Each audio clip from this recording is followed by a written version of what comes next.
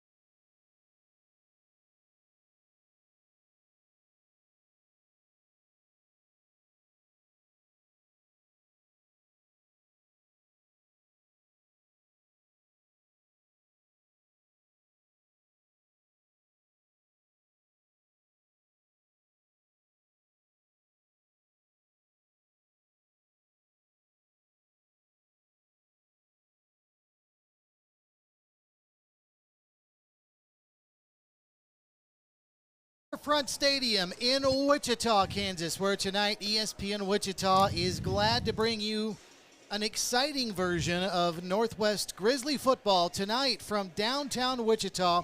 It's the Grizzlies of Northwest in a home away from home setting, as Northwest is the home team, but playing in the downtown, normally baseball park, Riverfront Stadium, as the Grizzlies tonight play host to the Pioneers from West High School. Hello, everybody, and welcome into another Friday of Grizzly football. My name is Steve Strain. Kevin Arkin joining me here in the booth. This is the start of our Toppers Plus pregame show for game number 7 of the season, as the Grizzlies come in with a record of 5-1, while West comes in overall at 2-4. Northwest coming off of a 79-8 victory over the South Titans last week on the road, and the Grizzlies in their last 6 games are averaging 61 points per contest, and Northwest excited about an opportunity to try and do that again against the West team that's been giving up a lot of points as of late, as the Grizzlies try to make it 6 straight wins. This West team, I mentioned they've won 2 games this season. Their wins have come against Southeast and North. Their 4 losses, though, in their 4 losses, their opponents have given up and their opponents have scored an average of 49 points per game. So when they lose, it's largely because of defensive issues, and just like South last week and like Topeka a couple of weeks ago, Kevin Arkin, as we welcome in my broadcast partner, this is another young team that Northwest is going to face. As you look up and down this roster, and it seems like we're saying this now just about every week in the City League especially, but Topeka included, this is going to be a opponent with a lot of youth and inexperience. It is indeed, and not to retread on what we've said 4 pregame shows in a row, you look at this game on paper, and there is no way that West High can match up to Northwest, offensively or defensively. But that's why you play the games. Northwest needs to come in here, not thinking ahead to next week when we travel to number 1 Manhattan. But they need to think about West High tonight, and they need to think about doing their job, getting it done. We've had running clock several games in a row. On paper, we should have running clock again tonight because we should be scoring points in bunches. We need not to play sloppy. We need not to play poorly. We need to play our game and make it crisp on offense, powerful on defense. Northwest averaging 526 yards per game, 328.5 of that on the ground, and 198 through the air. And while the ground numbers, the rushing numbers with L.J. Phillips and Sincere Thompson continue to rack up, I think one of the things that really bode well for this team moving forward is the development we see in the last couple weeks of their quarterback, Jace Glasper, as a thrower. He has thrown some bullets. He's thrown some deep balls. He's done a lot of it right on the money, something we didn't see from him much of last year in a backup role, understandable, or even early on this season. Boy, has he emerged as a thrower. He has. He's gotten much sharper as the season has progressed. Last week several times threw long balls into double coverage and threaded the needle absolutely perfectly. Only one person in those 3 could have caught the ball, and he was wearing a Grizzly uniform. Glasper on the season now 58 of 93 for 1,153 yards, 13 touchdowns. And the other thing, Kevin, 13 touchdowns and just 1 interception, and that was all the way back in week 1 against Bishop Carroll. And turnovers in general, the Grizzlies doing very well. They're plus 11 in the takeaway department, 14 takeaways to just 3 giveaways. And of those three giveaways, 2 of those were in the first game of the season against Carroll in the third and fourth quarter, when admittedly the Grizzlies did not play well offensively. All right, Northwest and West. Now, before we take a timeout, let's talk about this venue, Riverfront Stadium in downtown Wichita. Riverfront Stadium, I beg your pardon, downtown Wichita. What a beautiful scene it is. This has come to be known as one of the best baseball venues in all of AA. People in the Texas League, where the Wichita Wind Surge play at, have raved about this place. Now we get to play football here. Mel Hamilton Ford, who is our presenting sponsor of Grizzly football on radio, has come forward to the city, or to the Wind Surge, I should say, and sponsored this great event. They had high school football here last week, Capon and Bishop Carroll. There will be a junior college game here tomorrow, Dodge City, Garden City, and what a terrific venue it is, and just kind of a neat thing for the community to come downtown, centrally located in this beautiful ballpark for some high school football. And there's a reason why the other Texas League baseball teams love it here so much. This place was built to be a AAA ballpark. And when the AAA thing didn't pan out because the Major League reshuffled everything, the ballpark didn't change, just the team and the league that it's in changed. So this AA team is playing in a AAA ballpark, and therefore our football teams are playing in a AAA ballpark. Just to give you a quick idea of the configuration, in case you're wondering how they've got this football field laid out on a baseball field, the goalpost nearest to us, and we're in a corner of an end zone, the goalpost nearest to us, one of them, the field is running, the football field is south and north and south, rather than east and west. The south goalpost is at the right field end of the first base dugout. And then the north end zone's goalpost is straight out in left field, right underneath the big screen, right in front of it and underneath it. So that gives you a visual of how the field is laid out here. And I kind of wondered how they would do it, how it would look. And having come out here Monday and now being here today, Kevin, it really does look kind of neat. And then, of course, you've got the skyline, the downtown Wichita skyline backdrop, and then just to add the sugar on top, a beautiful night for football weather-wise as well. It is a beautiful night for football, and you're right. The backdrop, unlike Northwest, all we see when we're at Northwest is the bleachers on the other side and a little row of houses in behind them, whereas here, all the tall buildings of downtown, and Wichita does have a very attractive downtown skyline, and it's perfect from where we're sitting. The press box that we're in is directly behind home plate. Home plate itself is not part of the football field, but the pitcher's mound is. So that gives you a little bit of an idea, folks, as to where the near sideline is. It literally runs between the mound and home.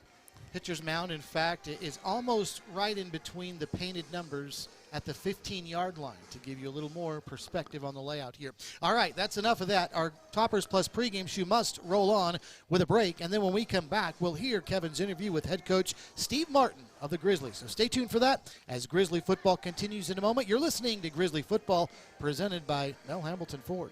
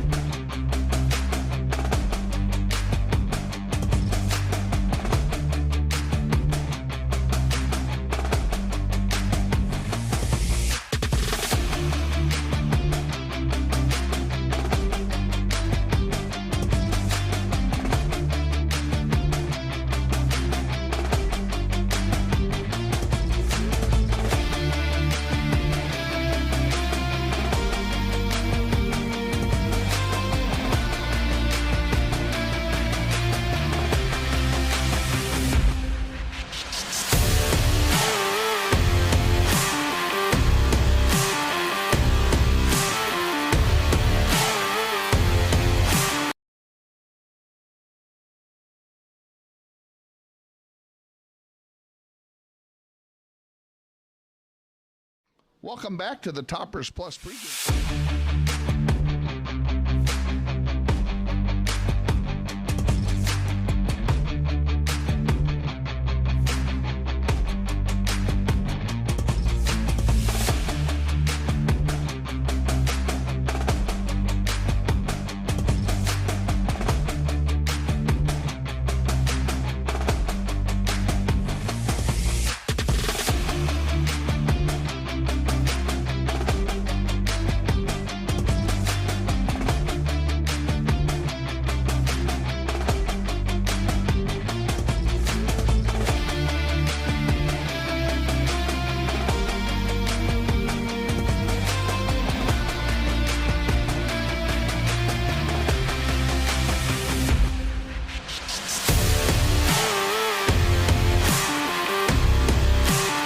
show. It's time now for our weekly visit with head coach Steve Martin, brought to you each week by the U.S. Army. Check out goarmy.com to find a recruiting office near you. Coach, as always, we start out by saying congratulations on a big victory over South High last week. Yeah, I thought our kids came out. The challenge for our guys was to put all phases together and be executing offense, defensively, and special teams. And, up-and-coming freshmen got us started with special teams right away with, Aaron Bohannon Jr., we call him Deuce, just started us that game and just kind of electrified the sidelines. And, it really took off from there. It was interesting to see, especially in the second half, all the young faces that you were able to put in because of the big lead at halftime and some very valuable reps for all those players. Yeah, absolutely. And, if you've been able to come out on Monday night and watch our sub-varsity games, people realize we have a lot of talent. And so, with that running clock, luckily, that clock gets going, so we don't want to ever embarrass anybody. But, our young guys are very good, and, that showed in the second half and even in the second quarter when we started substituting some of those guys in. Deuce is going to be probably one of the next guys at running back. He's already showing flashes of that, and, I think you're going to see some of that a little bit tonight of him getting some action in right away. Speaking of tonight, I kind of look at West High as being a similar team to the one you played last week against South. In they're young, they're struggling, they haven't been able to put it all together yet, and it looks like they're kind of ripe, waiting for us.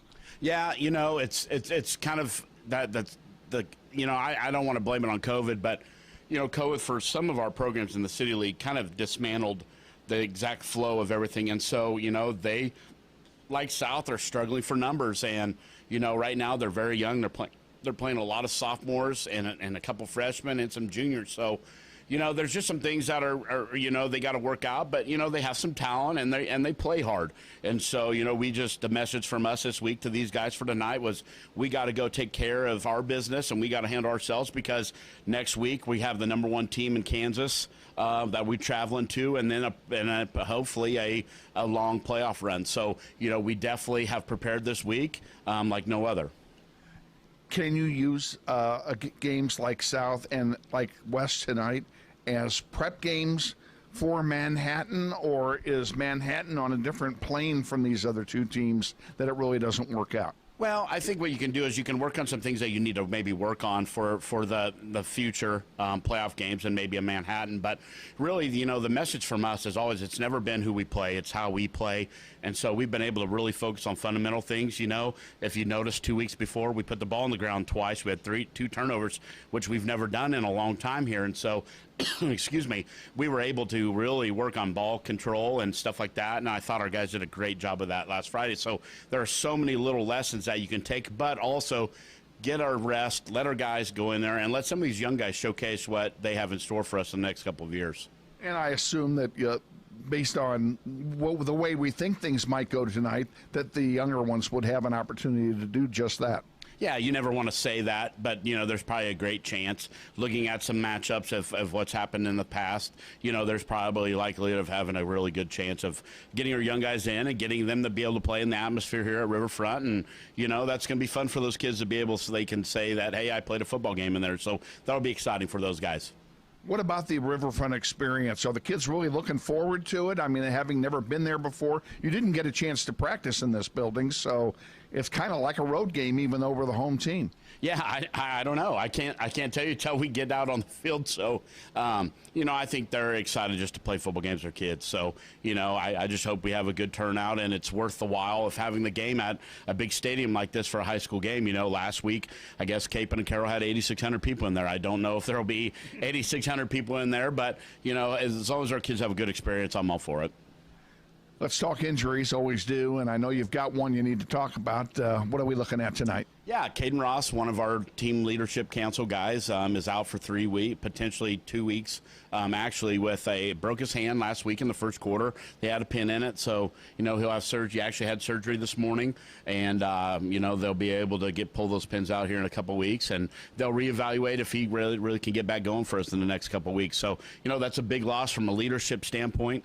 Caden's been a 2-year starter. He has been a backbone of that defensive line, and we're just very fortunate that we have built depth into what we've been doing. We're rotating the 2 freshmen and Daniel Gallegos and Keontae Henderson, Brady Johnson, who has been showing up on film lately a lot in the opponent's backfield. So a lot of those guys have really stepped up. So the fact that we've been able to create this depth is actually something that happens. But you can't replace a kid's motor and heart like Hayden for us. And so, we'll miss him, but it's the next guy up in this program, and those guys will do a good job for us. And hopefully Caden Ross will be back for at least some of the playoff run. Yeah, he's worked tremendously hard. He's got a bright future, so I never want him to jeopardize his future. But, I do hope that he can do that. He deserves to be able to play in that atmosphere. And he's a big cog of what we do in our leadership council and just being a great kid. So, our well wishes to Caden, because he's not going to be here with us tonight. But we look forward to having him back with us next week. Anybody else? Nope, we should be healthy. Should be good to go the rest of the way. Best of luck to you tonight against the West High Pioneers down here at Riverfront Stadium, and we'll look forward to a visit with you next week before we take our trip up to Manhattan. Thanks, guys. Appreciate it. Head coach Steve Martin on his weekly visit, sponsored by the U.S. Army. Check out goarmy.com for a recruiting office near you. The Toppers Plus pregame show will continue after this 2-minute timeout. This is Grizzly Football, sponsored by Mel Hamilton Ford.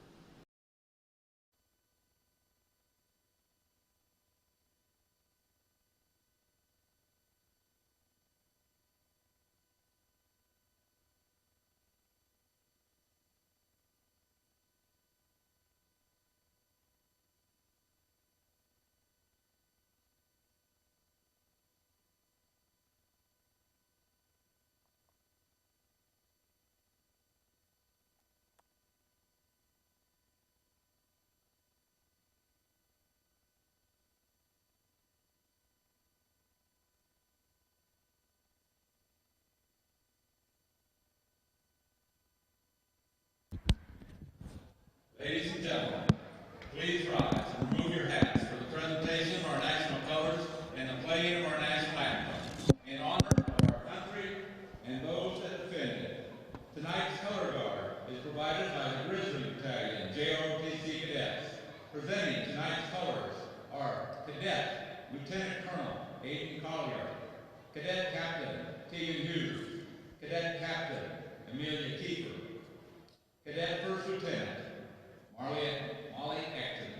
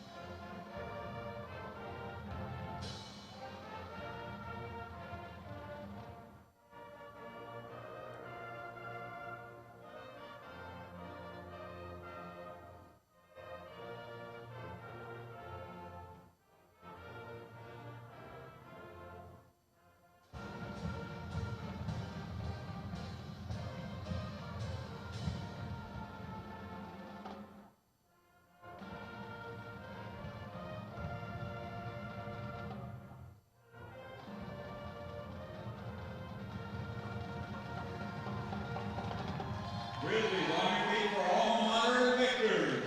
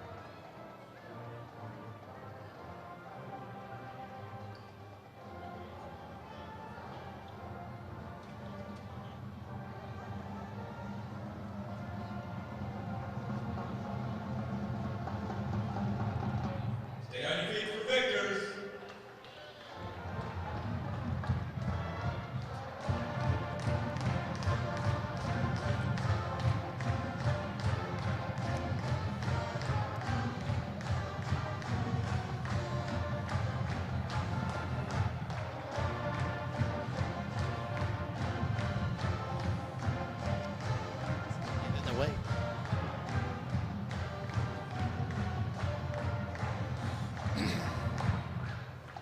Hey, put your hands together for the Northwest Marching Band and Grizzly Battalion JOTC Cadets.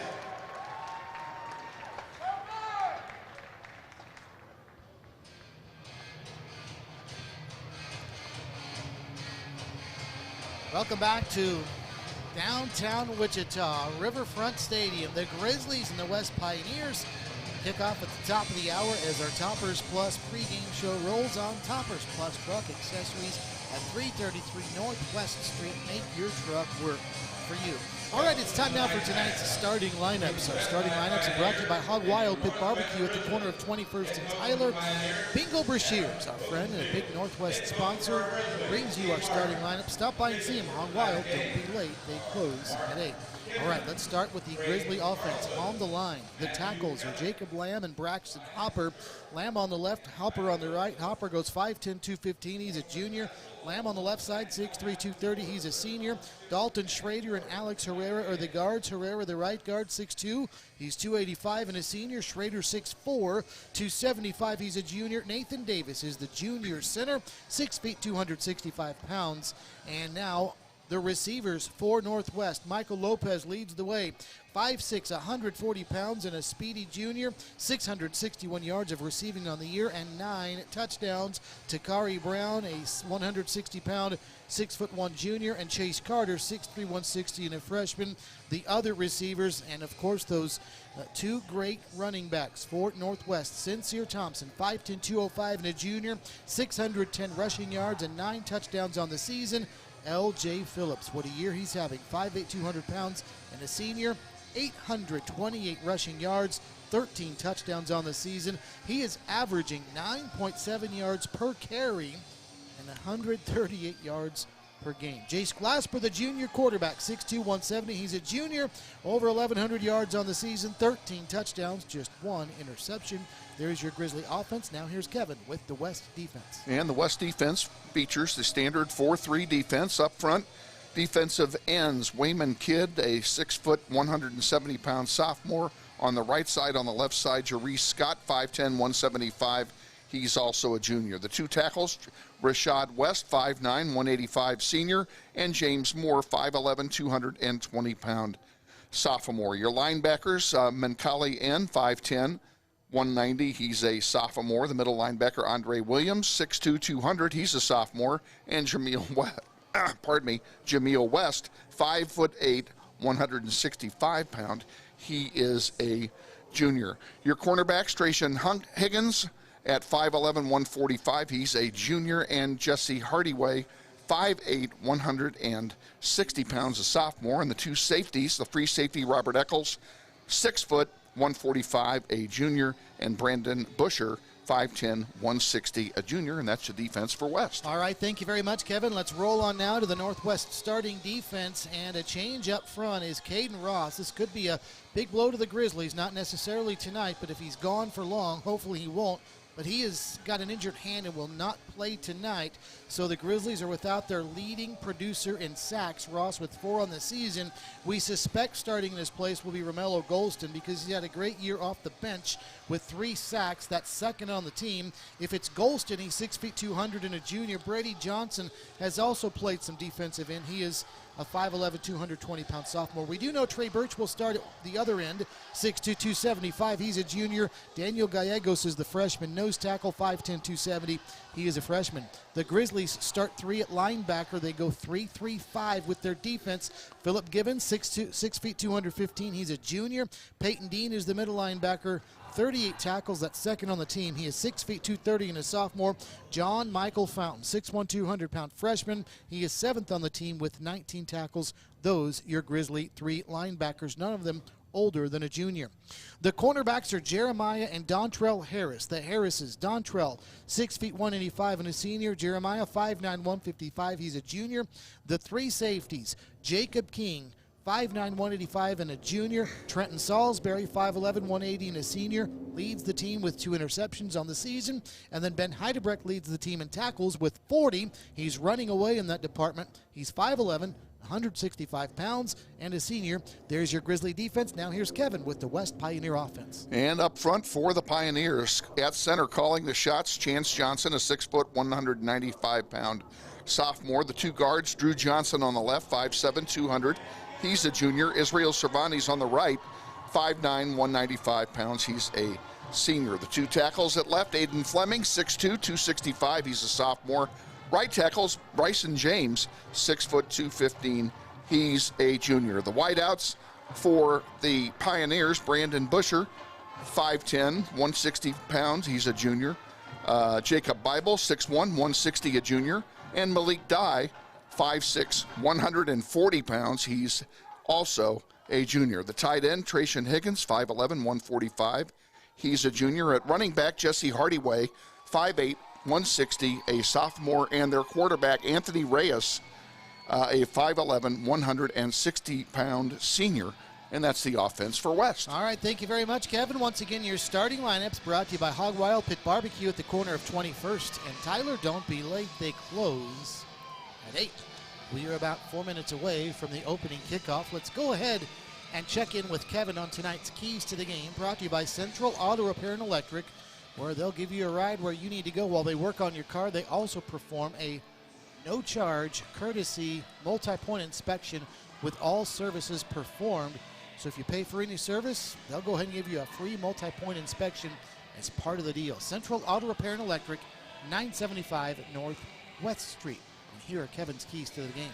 And we'll start with the Pioneers. The Pioneers, we already mentioned, that they're playing a very formidable opponent in Northwest. They need to play within themselves. Take it one play at a time, one series at a time. They need to win the turnover battle to have a chance. And they need to capitalize on the opportunities. When they do get turnovers, they need to turn those turnovers into points. For Northwest, pretty simple. Play your game. Be methodical on offense. Be powerful on defense. Take charge of the game at the line. And most importantly, two things. One, nobody gets hurt. And don't look forward to next week. Manhattan is 6-0, awaiting the winner. Awaiting Northwest, and the Grizzlies, a lot riding on that game in terms of playoff implications and home field advantage all the way through the 6A playoffs. But Kevin's right. First things first, we're going to stay right here for the coin toss as the Grizzly captains and West Pioneer captains are out at midfield for the coin toss. Northwest, by the way, is the home team. So the Grizzlies are in their home uniforms tonight. Blue jerseys, blue pants with gold numbers, and that familiar blue and gold helmet that looks identical to the Michigan Wolverines. And then West is the road team, is in their road whites. White pants, white jerseys, and maroon and gold helmets. West, from a distance, Kevin, looks a lot like the Minnesota Golden Gophers.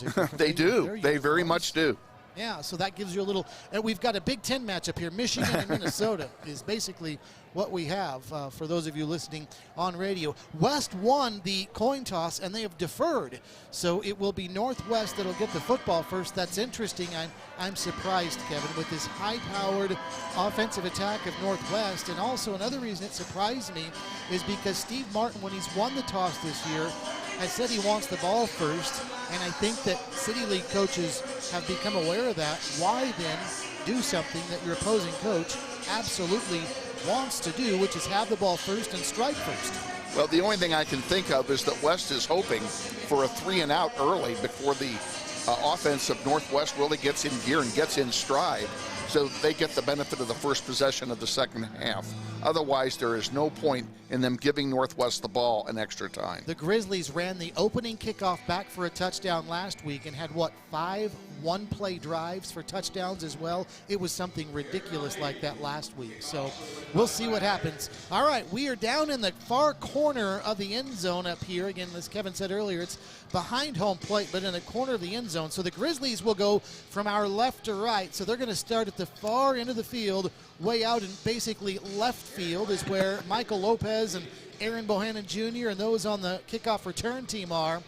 And it's Aaron Bohannon Jr. that's back deepest, and he is the one that returned the opening kickoff 80 yards for a touchdown to get us started last week. He sure looked awfully good last week, Steve. I mean, not only on the kickoff return, but running the ball from the running back's position as well. He had a great game last week, and I think Coach Martin is looking for more of the same tonight. Perfect night for football. 80 degrees, virtually no wind, and here we go. Northwest to get the football first. We're underway. It'll be a high, fairly short kickoff return by Michael Lopez across the 20 to the 25. He's got a seam across the 30. Now to the near side, and look out, a burst of speed to the 40, 45, 50, 45, all the way down to West Territory. The Grizzlies will set up shop with great starting field position at about the West 40-yard line. 1st and 10 for Northwest, and it's Trishawn Higgins on special teams to make the stop for the West Pioneers. 1st and 10 Grizzlies. Opening play of the game from scrimmage after a big Michael Lopez return. Jace Glasper out of the shotgun. He'll send out one receiver, and he's going to hand it off, and this is going to be a run.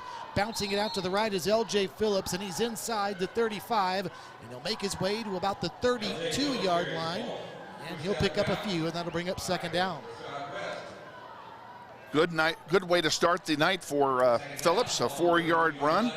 Grizzlies running it there to the short side of the field. This time it's going to be a handoff. This is Bohannon Jr., the freshman with a burst of speed outside the 25, 20, 15, 10 to the 5. Touchdown Grizzlies. Aaron Bohannon Jr. puts the Grizzlies in the end zone. Second play from scrimmage. It's 6-0. Northwest with the lead. There is a flag back at the 23-yard line, so hold everything. This might negate the 32-yard run, and it looks like it will. Holding on the Grizzlies. Now, Sincere Thompson is in the game, so we've already seen Phillips and Sincere Thompson, the normal 2 starting backs. Aaron Bohannon Jr. working his way in as a freshman, though, takes that one 32 yards to the house until the 10-yard penalty. And it brings it right back to the same line as scrimmage. How about that? 2nd down and 6 again. It was a spot foul, and it must have been a coincidence, Kevin. It is a coincidence, but you're right. It went right back to the same line of scrimmage. Here come the Grizzlies running it right up the gut. This time Phillips look out, nice hole, 25-20, and tripped up as he falls forward. And he's knocked down at about the 15-yard line. That'll still move the chains. That's our first 4 points insurance. 1st down of the night. Now they'll move the ball back to the 18-yard line. 1st and 10 Grizzlies from the West 18. Handoff, Thompson coming left, gets a block around the 15 to the 10, and now he tries to break out of a tackle, and he's thrown forward to the 5. It'll still be a nice gain, another 4 points insurance, 1st down, a gain of 17. It's 1st and goal, Northwest from the West 5-yard line. Shotgun formation, Grizzlies quickly back to the line of scrimmage. Glasper, shotgun, hands it off, and this is going to be a running play that's going to get stacked up right at the line of scrimmage. Good job in pursuit that time by West, Kevin. Phillips stopped. Phillips was stopped. They gang tackled him, and they actually lost a little bit on the play. Minkali N, 5'10", 190, and a sophomore. His last name is spelled E-N on the stop. Handoff, Bohannon Jr. coming left at the 5, inside it to the 3, knocked down at the 2. It'll be 3rd and goal from the 2 for the Grizzlies. Grizzlies on the move, and West High on their heels here in this first possession. This is normally Phillips or Thompson time because those two are such bruising backs. 3rd down and goal from the 2. Glasper out of the shotgun. 3 men in the backfield. He's going to he's going to turn around, hand it off to Thompson up the middle. Touchdown Grizzlies. Nobody touched Sincere Thompson from 2 yards out. Northwest is in the end zone first. And that didn't take long, even with the penalty. It took less than 2 minutes for the Grizzlies to score 7 points. 1:42 to be exact, as Northwest is on the board, 6-0. And now the extra point. It looks like Braden Sauter is on to attempt the extra point. And he's got it down, and it's blocked. Blocked at the line of scrimmage. We'll keep it right here. So with 10:22 to go here in the first quarter, 6-0 Northwest. Yeah, I'm going to make a point about the kicking game here for Northwest. Braden Sauter on that extra point. Tyler Smalley injured his leg last night late in the soccer game at Northwest, or at Mays, excuse me, and was literally hobbling off the field when the game was over. Whether that is a serious injury or not, I don't know, because I didn't talk to the coaches today. But the fact that Sauter was out there on that extra point kind of tells me that Smalley may be injured. Your opening kickoff was brought to you by Jensen Chiropractic. Susan Jensen does sports physicals for just $20. She's right across the street from Northwest, but performs them for athletes all over the area. Jensen Chiropractic, $20 sports physicals right across the street from Northwest High School. So local athletes, write that down. Jensen Chiropractic. Sauter to tee it up and kick it off. Northwest leading 6-0. Grizzlies a quick drive. And then the extra point block. Sauter is the master at those high, short kickoffs. Oh, booted it. And this one is fumbled out at the 35-yard line, and West falls on it, so a break for the Pioneers there. Duke's Nave called for the fair catch and then just fumbled the ball. Just let it go, went right through the wickets, and he's lucky that it bounced right to a fellow lineman for West High, and they were able to recover it. Marcus Campbell is the one who fell on it for West, so it'll be 1st and 10 for the Pioneers. All resting at their own 34-yard line, 35 we'll say. West from our right to left. As out of the shotgun is going to be their quarterback, Anthony Reyes. He's a senior, but did not start the season as their starting quarterback. He's got a hard count. The Grizzlies jump. Here come the flags. Well, he took a page out of the Grizzlies playbook there. He did. They did. And a nice job on the hard count. Nobody on the Northwest side of the ball was ready for that. Both ends moved for Northwest. And by the way, one of them is Brady Johnson. So it's Brady Johnson that gets the start in place of Caden Ross tonight for Northwest. So Reyes will move it up 5, 1st and 5 from the 40-yard line of West. Pioneers from a right to left again. As it's Reyes out of the shotgun, he's back the snap pass. He's going to throw to the right side. Quick drop, quick throw. Out to the 43-yard line. Heidebrecht is there, and he'll wrap up Malik Dye, a junior receiver. And that'll be a gain of about 4 and bring up 2nd down and short. Just a quick little curl route, and Heidebrecht read it well. But now 2nd down and a yard for West. Reyes out of the pistol, we'll call it, because Jesse Hardyway is right behind him. And this will be a play-action fake and a throw out to the right side. Another quick route and another catch, this time by Braden Usher, and he's brought down by Jeremiah Harris. 11 tackles 11, but that's a West 1st down. As West with a couple of quick passes, short routes, but successful. And they're all the way out to midfield. 1st and 10 for the Pioneers. 9.5 to go first quarter. 6-0, Northwest with the lead. Reyes out of the shotgun. These two teams move very fast offensively. Now Reyes will step back and look over to the sideline for the play.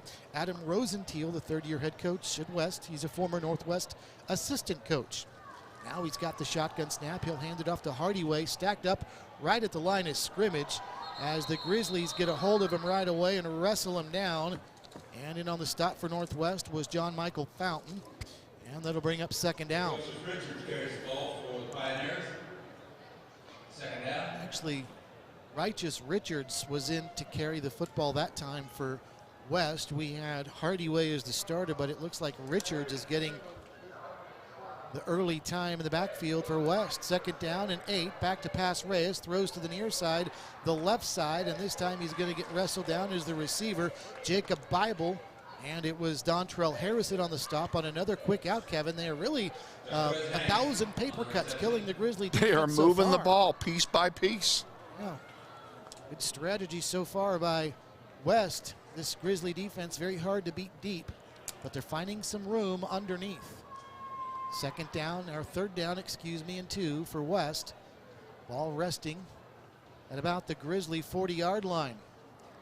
Reyes out of the gun, running back again to his right. 4 receivers, 3 of them out to the far side. The ball rolls to Reyes. It's on the turf, and the running back in the backfield that time, Richards, just falls on it. And that'll bring up 3rd down. And Richards was very wise to fall on the ball and try not to make something out of nothing. And West saved themselves a turnover. They did lose yardage, though, on the play. And they're going for it. It says, or at least they're looking like they're going for it. It says 2nd and 2 everywhere in the house except for the down marker, which there is we go. right. Now it says 4th and 5 like it should. Yeah, 4th and 5. West will go for it.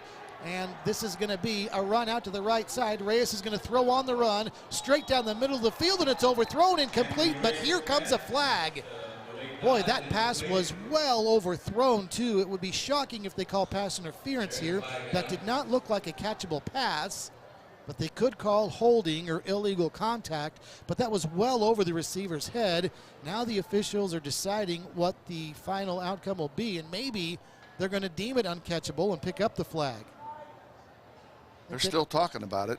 They'd have a hard time convincing people that was pass interference based on. I don't think it would be DPI. It might be defensive holding, because whatever it was, the runner was impeded before the ball ever went in the air. 7:37 left first quarter. Northwest up 6-0. They're picking it up. There is no flag on play. Northwest ball. So perhaps they did decide it would have been pass interference, but the pass was deemed uncatchable. And yeah, Wilt Chamberlain back in the day wouldn't have caught that one, Kevin. We're watching it on the replay on the Jumbotron here, and I didn't see a foul of any kind on that one. So the Grizzlies have it now with a great starting field position at their own 48-yard line, already leading 6-0. 7:17 to go first quarter, and it's going to be Glasper back, straight drop, quick throw, Lopez, he's got him on the near side at the 10, to the 5, touchdown Grizzlies, 52 yards, and just like that, a 12-0 Northwest lead. Well, that didn't take long. Another one-play drive for this Grizzly offense. Saw a few of those last week. 14th touchdown pass for Glasper on the season. That one of 52 yards, and for Lopez, his 10th touchdown reception of the year. 7:09 to go first quarter, and here's Sauter already out to attempt his second extra point of the night. The first one was blocked. This one is through. The score, 13-0 Northwest. Again, 7:09 to go first quarter. We'll take a timeout. This is Grizzly football presented by Mel Hambelton Ford. Well, that was nice. I thought Lopez was going to fall down after he caught it. He did a good job to keep his balance. Welcome to Grizzly football, Jack.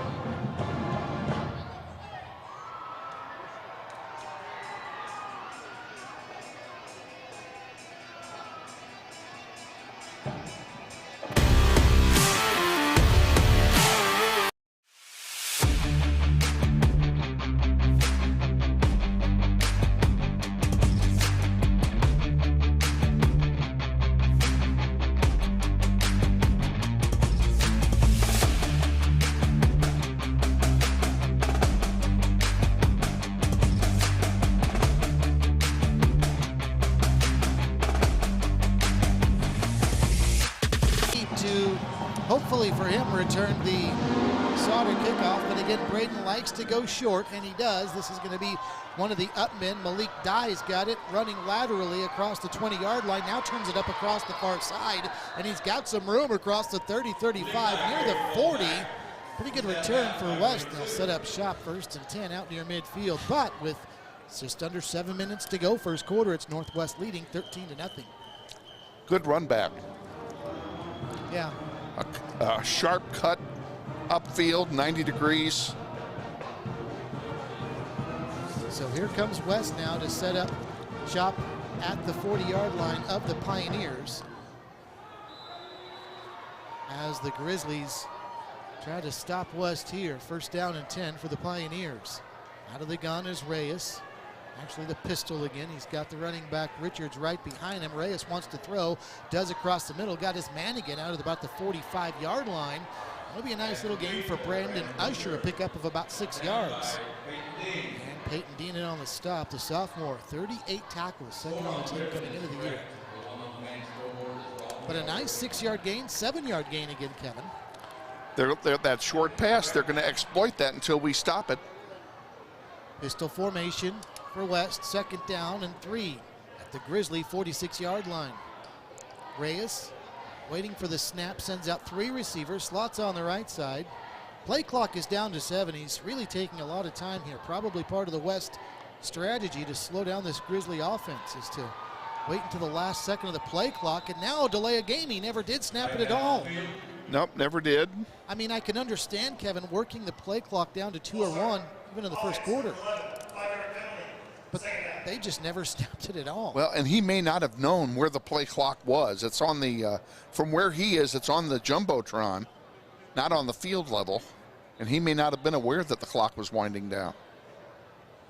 Usually I think that's one of the first things that players look for when they come out and warm up. I would think so. They lost 5 yards. Now it's 2nd down and 8. Back at their own 41 for West, trailing Northwest 13-0. Opening 6 minutes of the game. This is going to be a toss. Left side. Not much doing that time as the Grizzlies read the running play well. Philip Givens is going to stop the ball carrier for a short gain. And am I seeing things, or did West just run somebody wearing number 50, Israel Cervantes? They did. For a short gain of 2, and it's 2nd down. So, excuse me, 3rd down. 3rd and 8 for West. All resting back at the West 40-yard line. 4 receivers for the Pioneers this time, 3 of them out to the right side. And once again, Reyes will take his own sweet time before asking for the snap. Now he's got it, throws down the near side, has a man there, but he was well covered by Dontrell Harris, so the pass overthrown, and that'll bring up 4th down. And there's no indication, being near midfield, that they're going to punt. Jacquez Hanks is the intended receiver, and we talked about West's youth. That was a freshman running downfield, and the pass overthrown. So Now West, the punting team just came on. West will bring their punting team on. They're going to give it right back to Northwest. 5:18 to go, first quarter. Northwest on top 13-0, and now about to get the football back, looking for more. Michael Lopez is back deep, standing at his own 30-yard line. Steve Strain, Kevin Arkin with you from Riverfront Stadium in downtown Wichita. What a great venue it is. End over end kick is going to be caught by Lopez at the 25-yard line. Or 35. He's going to move to the right to the 40, 45, 50 into Northwest or to West territory. At about the 44-yard line he'll go, and that's going to be the 2nd time that Lopez has returned a punt or kick. He did it on the opening play of the game into West territory. They'll say the 42-yard line. 10-yard penalty, 1st down. Well, So much for the great run back. Dontrell Harris called for the hold on special teams, so they'll move that back 10 from the spot of the foul, and now the Grizzlies will not start in West territory. No, they will not. 5:13 left, first quarter though. Northwest leading 13-0. Jace Glasper will drop back out of the shotgun. He's got L.J. Phillips behind him, and Wow, that turns out to be a 28-yard penalty. Aaron Bohannon Jr. is the other running back who shifted to the right. Now he's back to the left, but this is going to be a handoff up the gut for Phillips. Nowhere to go, and that's rare. LJ normally has a lot of room to run right up the middle, but a good job by West of clogging up that hole. Jamil West, a junior linebacker, in on the stop. So that'll bring up 2nd down. James Johnson with the tackle. 2nd down. Say a gain of a yard. Now the Grizzlies will drop back. This will be Glasper to Bohannon coming left. Bohannon, and he's not got much doing either. Dropped right at the line of scrimmage. How about Aaron Bohannon getting some early run for the Grizzlies? Good to see him in there, getting spelling out the other 2 runners and giving us another weapon on offense. 3rd down and 8. Glasper back, throws left side, has a man thrown too high, incomplete. Tried to throw it out on the far side, intended for Takari Brown, but he overshot him, and that's 3 plays, netting only a yard or 2 for Northwest. Are we going to see a Grizzly 3 and out? Offense is staying on the field for now, but Lopez is their punter. And now Glasper drops back a little bit farther, like maybe he's going to punt it away. He will. Maybe the Grizzlies have found a new punter. This is a pretty good kick. Oh, look at that. Nice roll. Bounce inside the 20, inside the 15. It's going to be down at the 13-yard line. How about that for Michael Lopez? 52-yard punt, no return. 4:15 to go on the first quarter clock. Northwest leading 13-0. They're spotting that on the 8. Oh, I beg your pardon. It's the 8. That's a 57. Let's give them 5 more yards. A 57-yard punt. 57-yard punt, yeah. Wow. So West backed up inside their own 10, 4:15 to go, first quarter. I mentioned earlier that Anthony Reyes did not start at quarterback to start the year. Zamir Jackson did, but he injured himself. I believe it was a knee early in the season, and his year is done. So Reyes, the senior, is now the starting quarterback for West. On 1st and 10 from their own 8, they'll send out 3 receivers. Slots on the right. Reyes back, throws short, incomplete. Also into triple coverage as well. Probably just as well for him to hit the ground first, because there were 3 blue shirts nearby. Brandon Usher was the intended receiver. The pass falls short. 4:12 to go. First quarter, 13-0. Northwest with a lead. West scrimmaging right out in front of us as we're in the corner of the end zone, up high. West at the near 8-yard line from a right to left. Now whistles before this second down snap. False start going to be called against West. Offense, 476, 5-yard penalty, second half. Drew Johnson, a 5'7" and 200 pounds, called for the false start right there. That will back West up 5 yards. Now they're inside their 5 at the 4. Second down. 15 for the Pioneers. One running back behind the quarterback, Reyes. Pistol formation. Tight end on the right side this time for the Pioneers, and 3 receivers with a slot on the right. Reyes is back, just dumps it off across the middle, too high and complete. It was tipped and then nearly intercepted. West got away with a break right there, and it's 3rd down. They did get away with a break because that ball was tipped by a Northwest player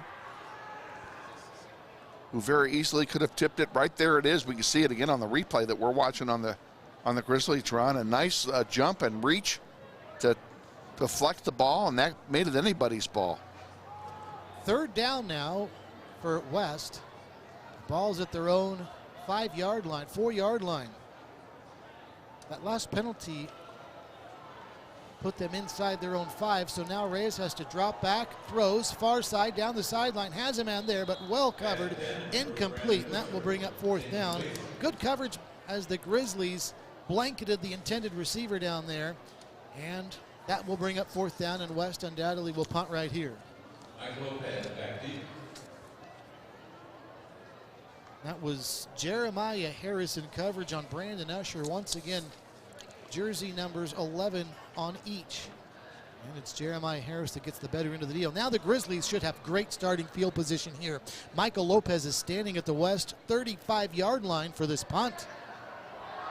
The punter for West is Jesse Villanueva, and he gets it away, a high end-over-end kick. Lopez is going to let it bounce, and it takes a good West bounce, and it's going to bounce all the way out near the 50-yard line to about the 48-yard line. That's a whale of a punt right there, a 44-yard punt with no return. 3:54 to go first quarter, 13-0 Northwest with the lead and about to get the football back again. Good job by the punter, standing just in front of the back of the end zone with a short field and short punting field in front of him, able to get it off, just avoided the block and got a beautiful roll. 1st and 10 Grizzlies from the West 48-yard line. Jace Glasper, shotgun, 1 man in the backfield. 3 receivers, slots on the left, and Glasper's going to run his zone read, keeping himself up the middle and look out to the 40, 30, gets a block at the 20, to the 10, 5, touchdown Grizzlies. Jace Glasper on the zone read takes it to the house from 48 yards. 3rd touchdown of the night for the Grizzlies. It's 19-0. 3 touchdowns, 2 one-play drives. That is the 4th rushing touchdown of the year for Glasper, who now has 273 yards on the ground this season. And with 3:45 left in the first quarter, Braden Sauter is on to attempt the extra point. Glasper's the holder, and the kick is on its way and through. 3:45 to go first quarter, 19-0 Northwest with a lead. This is Grizzly football presented by Mel Hamilton Ford.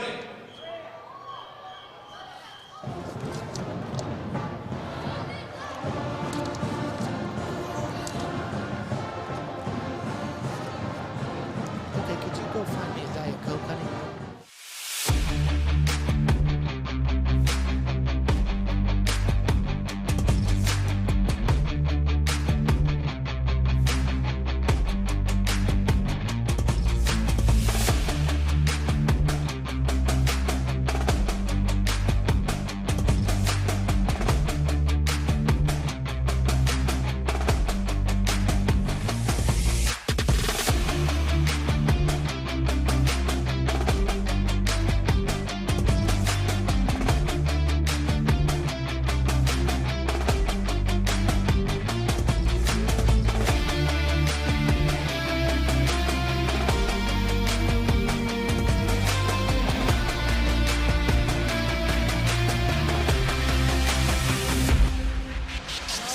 kick it off and does. Another high, short kick that's going to be caught by Malik Dye at the 20-yard line. Now moves to the right across the 25, stacked up at the 26.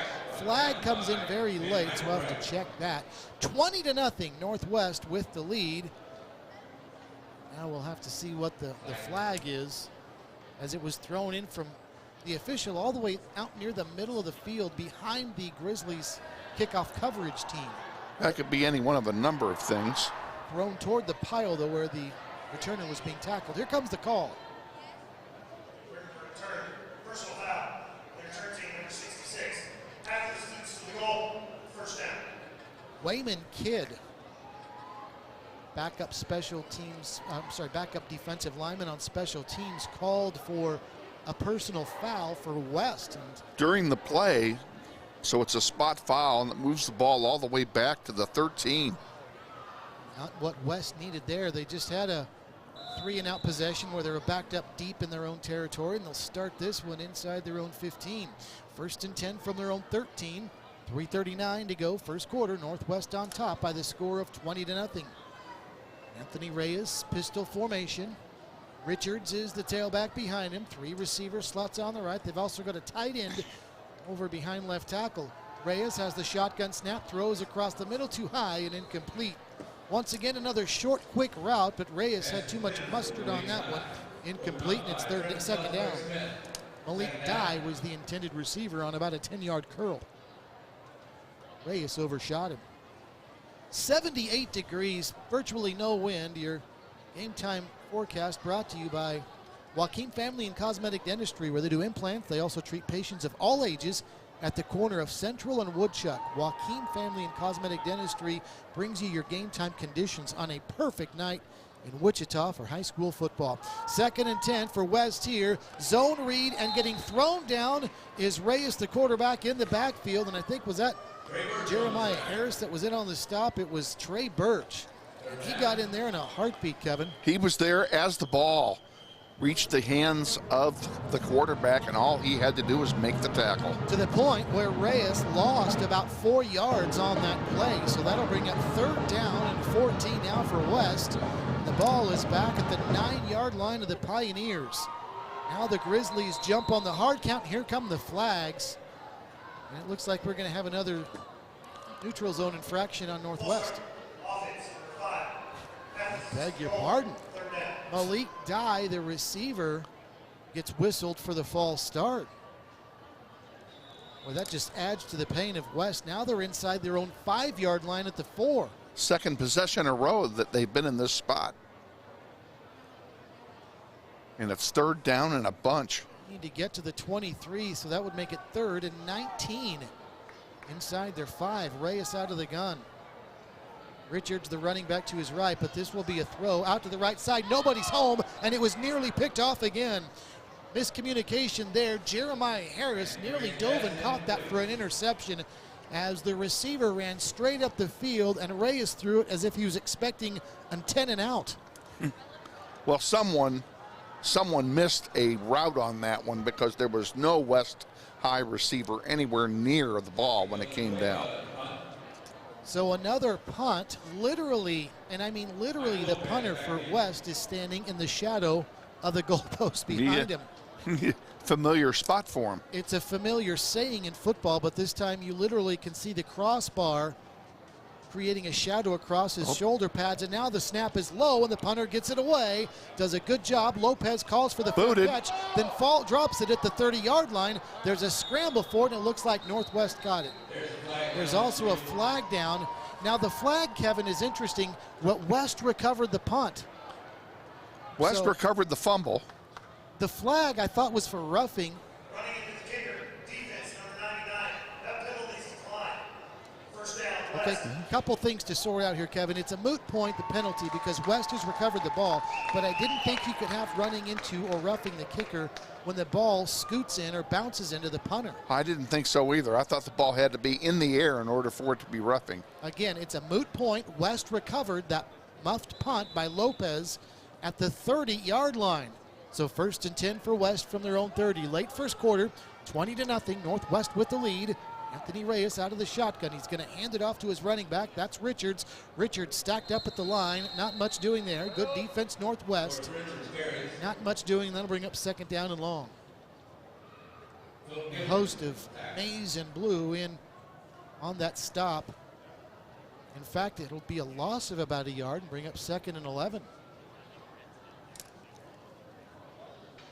Dare we say this is a slow start for Northwest, Kevin? What was it, about 40-0 at the end of the first quarter? Well, and I'm not saying that makes it a slow start, but, you know, Northwest has made a couple of mistakes here in the first quarter. They've played sloppy. 2nd and 11 for West. Ball just outside the 30-yard line. Reyes back, throws, quick slant. He's got his man. That's going to be caught, and this will be a big gainer across the 45-50, 45-40. This is Jaquez Hanks, the freshman, inside the 40, 35 down near the 30-yard line. It was a quick slant. He escaped the first tackle, Kevin, and then won a foot race into Grizzly territory. He did, and the safety had to come from the other side of the field to get him, or he'd have gone all the way on that play. And for Northwest, that was Lyric Evans, a backup freshman defensive back that did not wrap up on the catch, and then it was a big run after that. 1st and 10 for West from the Grizzly 30-yard line. Final minute of the first quarter. Reyes, shotgun snap, throws out to the far side. This one is going to be better defended. The pass will be caught, but for a short gain. That was Busher on the catch. Jeremiah Harris on the stop. 2nd down. Well, actually, they'll say he squirted free up for about a 6-yard gain. This is West scrimmaging at the far end of the field, and our perch again is in one end zone, so they're way down at the other end of the field. 2nd down and 4 for West. Ball at the Grizzly 25-yard line. Reyes out of the pistol, and he's going to hand it off this time. Thomas, not much doing there. Peyton Dean in right away for the stop. Doing a good job of reading the run, staying at home. It'll be 3rd down. Dean started the night with 38 tackles. He had 7 last week alone. What a splash he has made as a freshman, or a sophomore, excuse me.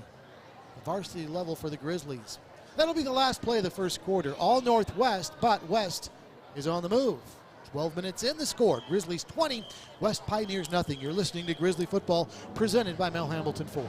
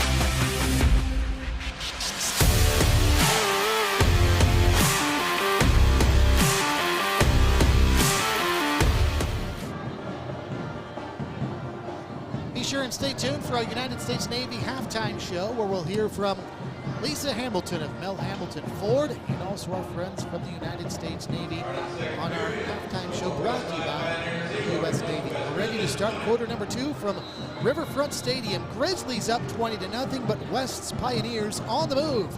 They've got 3rd down and 5 here from the Northwest 25-yard line. West scrimmaging now from our left to right.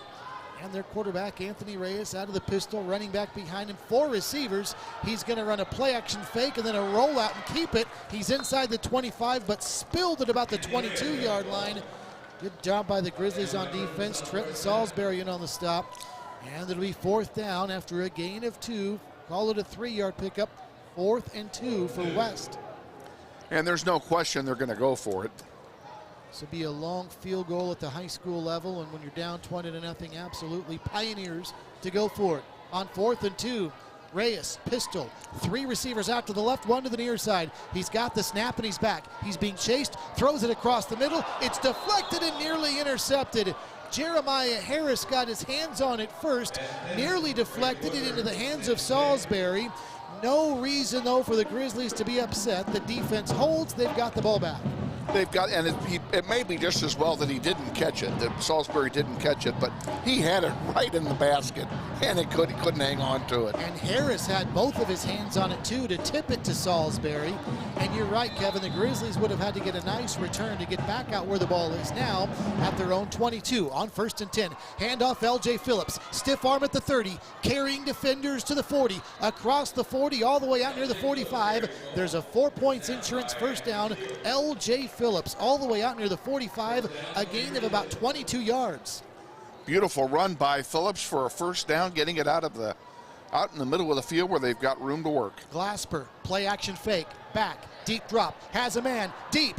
There he is, Takari Brown at the 20, 15, down to the 13-yard line. He's dragged down, and another first down for Northwest on a deep post after a play action pass. 1st and 10 for Northwest. Grizzlies hurrying to the line of scrimmage. The officials have to hold up because the chain gang isn't set. This Northwest offense moves so fast. 1st and 10 Grizzlies here. Handoff up the middle. Glasper gives it off to the ball carrier Phillips, and LJ crushes his way to the 11-yard line. And that'll be a pickup of a few and bring up 2nd down. Grizzlies looking for touchdown number 4 of the game. They lead 20-0 early 2nd quarter. L.J. Phillips picked up 3 yards on that play, 2nd down and 7. Glasper out of the gun, sprint roll out to the right, now throws back to the left side to Phillips, who dropped it. And L.J. had all kinds of space in front of him. He could have run to the foul pole over in left field if he had caught that, Kevin. He could have, and Glasper just threw it too hard. I think he was being pressured there. It's obvious that he was, and he just threw a bullet, and all he had to do was lob it in there, and LJ would be off to the races then. Now a pre-snap penalty, and it looks like encroachment on West. Indeed it is. Well, that'll help the Grizzlies out. That changes the complexion of this play from 3rd down and 7 to 3rd and 2. It'll be the Grizzlies 3rd and 2 from the 6-yard line of the Pioneers. Glasper out of the gun, and he's going to hand it off. This is going to be Sincere Thompson to the 5, to the goal line. Touchdown, Grizzlies. Well, that was easy. We've said it before, when the Grizzlies run it up the middle, they make it look so easy thanks to that line. 78 yards in 4 plays. 26-0, Northwest has the lead. Braden Sauter for the extra point. With the big play on that drive, how about the deep post to Takari Brown? And Kevin, we talked about it in the pregame, how right on the money Jace Glasper has been, and he was with that pass as well. Extra point is good. 27-0, Northwest with a lead early 2nd quarter. This is Grizzly football presented by Mel Hambleton Ford.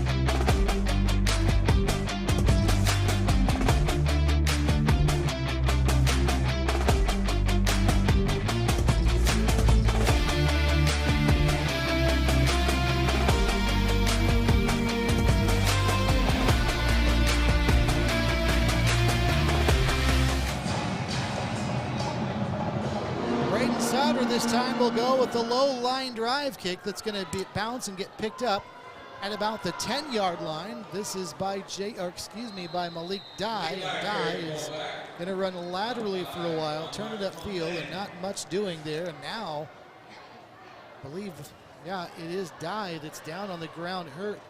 Jay Sean Dirting brought him down, and Dye is still rolling around in pain inside the 20-yard line, about where he was dropped, so hopefully he's okay. 9:53 to go, second quarter. Northwest 27, West nothing. We'll be up in the Little Apple of Manhattan, Kansas. Northwest and Manhattan. That could be the marquee game. I've not looked at the rest of the schedule, Kevin. That could be the marquee game in the entire state. Almost certainly will be in Class 6A. It will be in, yes, it will be in 6A. Number 1 Manhattan against, I think we're will be 3 or 4 this week. I believe it's 3. I think it is. So wouldn't be a bad matchup, 1 versus 3. What a game between Derby and Mays last week. Oh my goodness, was that something?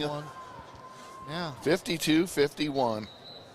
I actually got home in time, but they were carrying that on TV here locally, and I got home in time to watch the tail end of that game. It was amazing. I was listening to it going home on another network. 6A, shame on you. 6A playoffs are going to be a blast. Okay, it appears Dye is okay. He's helped off the field. 1st and 10 for West here. Field position's been a story in the first half, Kevin. This is the 3rd drive in a row where West starts off with, well, we'll take away the fumble recovery. They started a drive at their own 30, but the 3 drives other than that, of their last 4, not good starting field position. Well inside the 20 on all of them, including this one. Which is at their own 11 with Reyes back out of the shotgun. Under pressure, has to just get rid of it and throws it out of bounds. Well, that looked like shades of 2 weeks ago where the Grizzlies were in the backfield in a hurry. Every play. Incomplete pass, 2nd down and 10. 9:50 left, second quarter, 27-0, Northwest with the lead. You know, West High started off this game with a very effective short passing game, and it seems like Mark Marinelli's figured that one out. Reyes just hasn't had much time even to drop back and have a good look for the short passes now. You're right. 2nd and 11 here. 2nd and 10 from the 11. Handoff up the middle, and that's going to go nowhere. Brady Johnson all over that one as he stuffed the running play by Righteous Richards, and that's going to be a loss of yardage on the play. Brady almost was in there so quick to take the handoff himself. Just about was. Richards took the handoff, takes half a step, and Johnson's all over him and drives him into the end zone. Now 3rd and about 12. The ball is resting inside the West 10-yard line. Out of the shotgun is going to be Reyes. He'll send out 3 receivers, slots on the near side. West from our left to right here in the second quarter.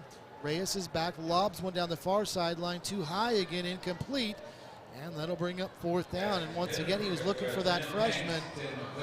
Pass was too high. Hinks, who had the big catch earlier in the half, couldn't come up with that one there. And that's the 3rd 3 and out that the defense has had against West here in this first half. Good defensive play by the Grizzlies. And not only has West had some bad starting field position throughout the first half, but the Grizzlies look like they're going to have great starting field position again here. Michael Lopez is standing inside his own 40. In fact, he's standing on the 35-yard line of West. The punt is away, and it's going to bounce out to the 40-yard line. West will just let it drop, and they'll actually deaden it at the 39-yard line. So that's a 31-yard punt with no return. 8:50 to go, second quarter. Grizzlies leading 27-0 on a beautiful night for football in downtown Wichita, Riverfront Stadium. Here we are, late October, near the end of the season, and we're all sitting around up here in the press box in shorts. The people outside have light jackets on at most. Absolutely gorgeous weather in Wichita. How about that? 1st and 10 for the Grizzlies. Now another pre-snap penalty. How many of those have we seen already? We've at least a half a dozen now.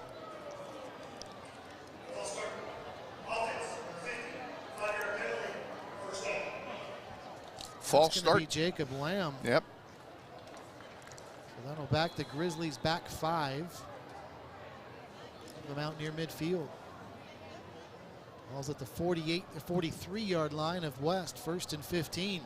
3 men in the backfield now. A new look for the Grizzlies, but this will be play action. And Glasper looking deep to the end zone. Lopez dives and he can't come up with it. A little far out in front of it. and incomplete. Glasper overthrew him. You don't see him do that very often these days, and he did do it. Yeah, Jace has been right on the money, and Lopez had his man beat by about 3 steps, but Glasper threw it just a little too far.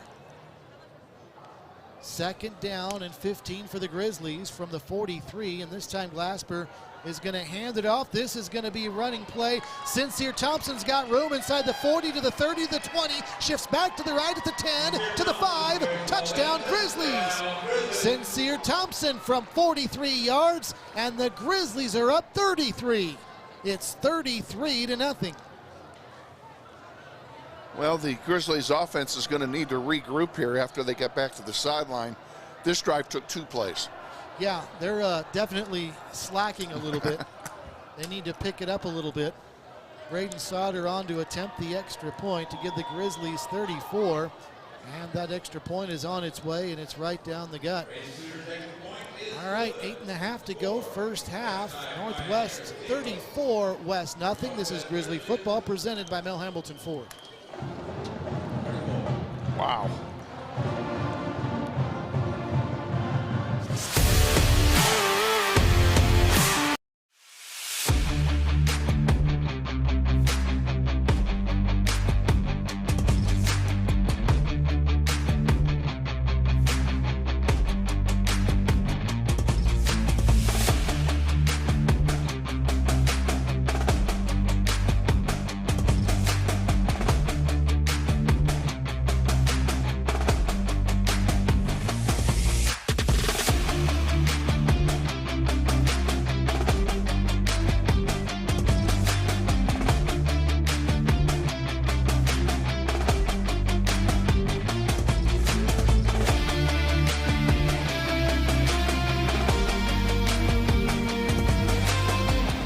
Kevin promises you can make your 9:15 hot date tonight.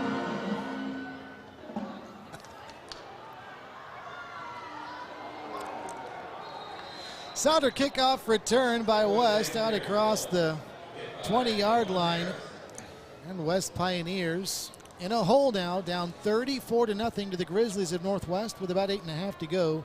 Here in quarter number 2, Steve Strain, Kevin Arkin, Jack Johnson back at our ESPN Wichita studios, punching the buttons to help us out. And we appreciate his hard work on a Friday night as well. 78 degrees tonight, hardly any wind. Your game conditions brought to you by Walking Family and Cosmetic Dentistry, where they do implants, treat patients of all ages. At the corner of Central and Woodchuck, Joaquin Family and Cosmetic Dentistry.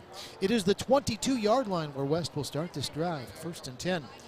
Anthony Reyes is out of the shotgun. He'll send out 4 receivers, and 3 of them are out to the left. This is going to be a handoff, though, to the running back Richards. He's around the left side. He's got the edge. He's got some room across the 25-30, and it looks like he's got the first down as well. They will move the chains as Richards, with a good gain, steps out of bounds, but not before a West first down.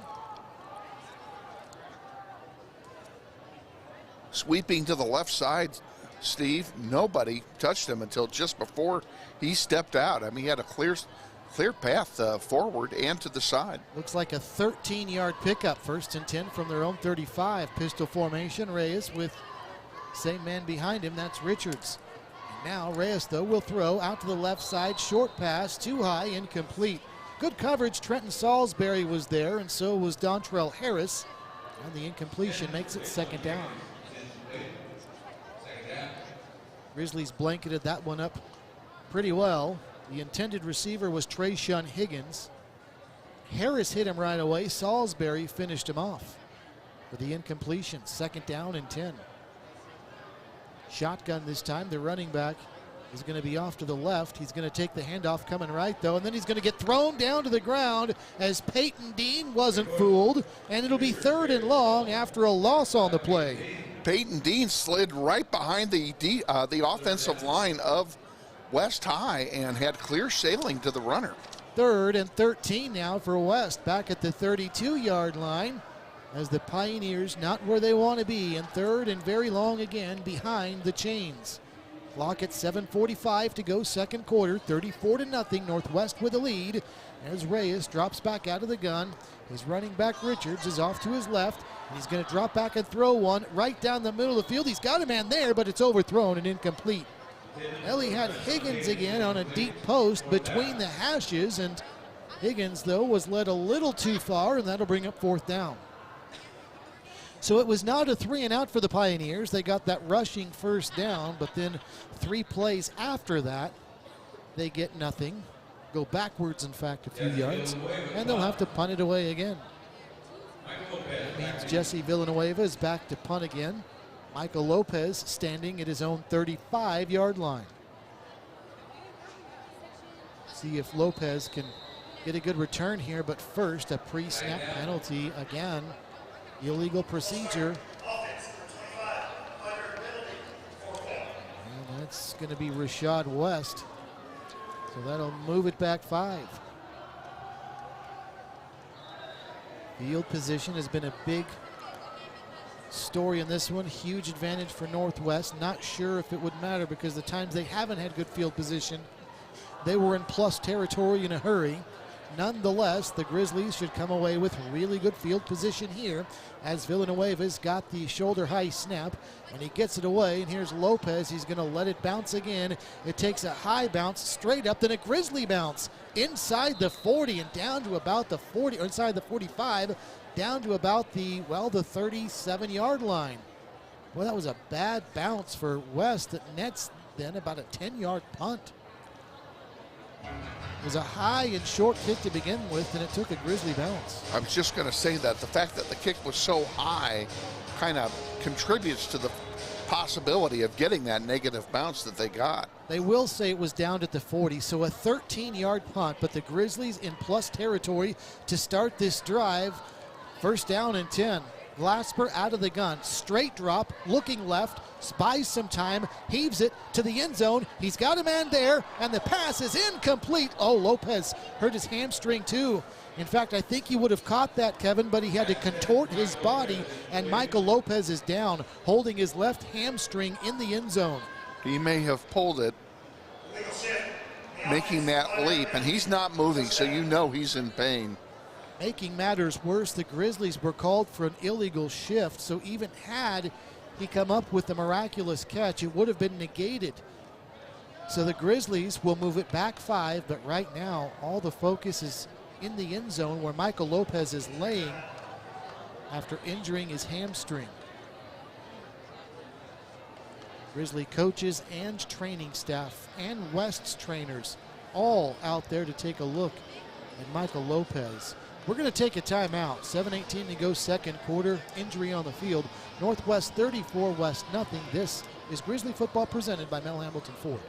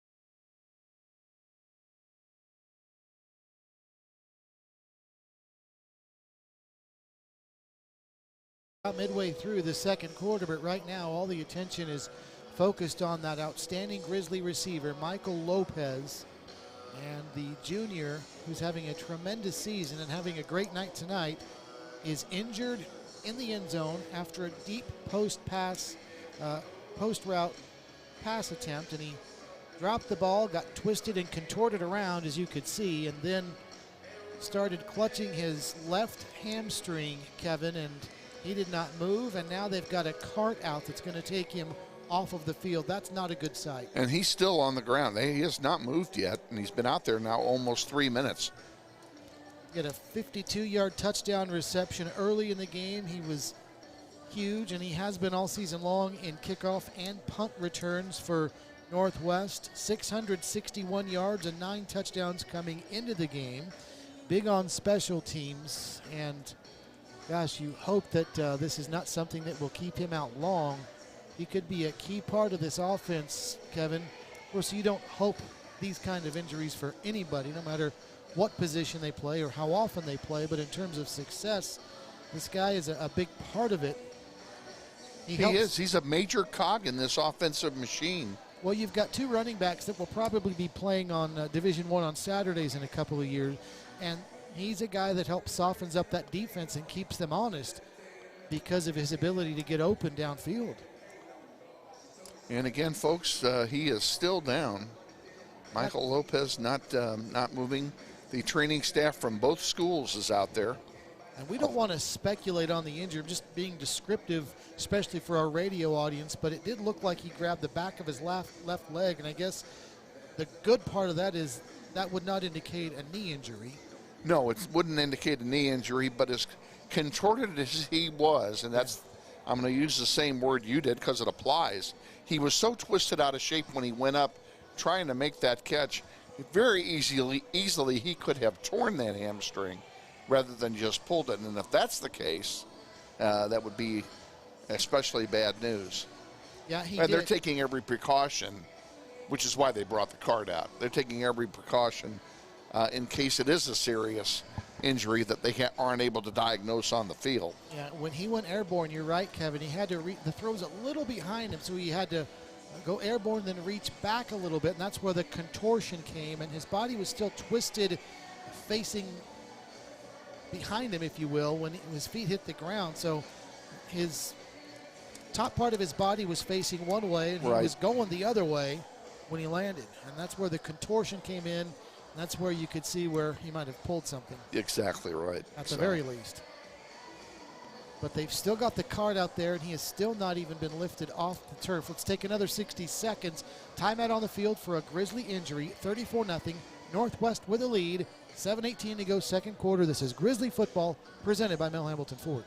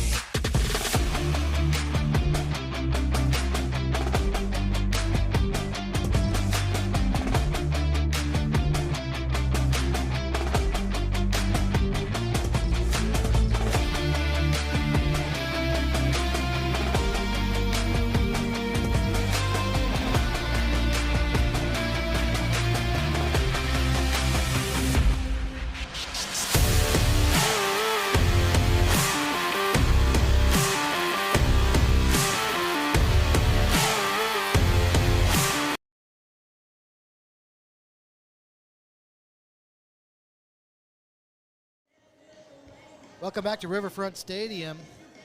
34-0 Northwest with the lead. 7:18 to go second quarter, and Michael Lopez, outstanding receiver for Northwest, is still on the ground in the end zone after attempting to come up with a post pattern catch near the end zone that twisted his body around. When he landed, his left hand immediately grabbed his left hamstring. And you know, it says a lot for the sportsmanship of both teams. The West High Pioneer football players all on one knee out of respect for their fallen comrade. And the cheerleaders for And West are. Cheerleaders as well. Everybody's thoughts are with Michael Lopez right now, who obviously has a pretty serious injury. And the good news is that the crash cart is going away empty. Yeah, they're taking it away. So maybe he's going to be able to walk off under his own power. But it has been now 6 minutes, and he is still on the ground, on his back. 34-0 Northwest with the lead. As I mentioned earlier, Kevin and I will be in Manhattan next week for the Grizzlies, an undefeated Manhattan. And that's going to be a great game. That's really going to be a lot of fun. I talked to some of their soccer coaching staff on Tuesday when they were here to play the Grizzlies, and they all know we're coming, and they're looking forward to the game as well. Now, somebody has shown up, and I'm wondering if it's one of those air casts. I just saw a big red object that's been brought out instead of the cart. So you wonder if they're going to blow up one of those air casts. It's way at the other end of the field. So we're speculating here. But sometimes, when you see that with a leg injury, Kevin, they have the air cast that they blow up and they apply it. And that is what that is. That looks like an air cast. It's so hard to see. As you say, they're clear out by the left field corner. Binoculars are even hard to. And that's what I'm looking through right now is a set of binoculars, and it's so hard to see anything. And of course, I'm also looking through a sea of bodies over there who are attending to Michael Lopez. 30-0 Northwest with the lead, and the focus right now for the Grizzlies is on Michael Lopez. The Grizzlies, and you wonder, Kevin, if this doesn't mean that Trenton Salisbury might be thrown back into the rotation as a receiver. He is one of their top receiving players when he's in there, but when he got injured, they found him so valuable on the other side of the football at safety that we've not seen him return to receiver much at all since. But you wonder if that's going to be, as they say, the next man up this time is. And if he's not the next man up, who is?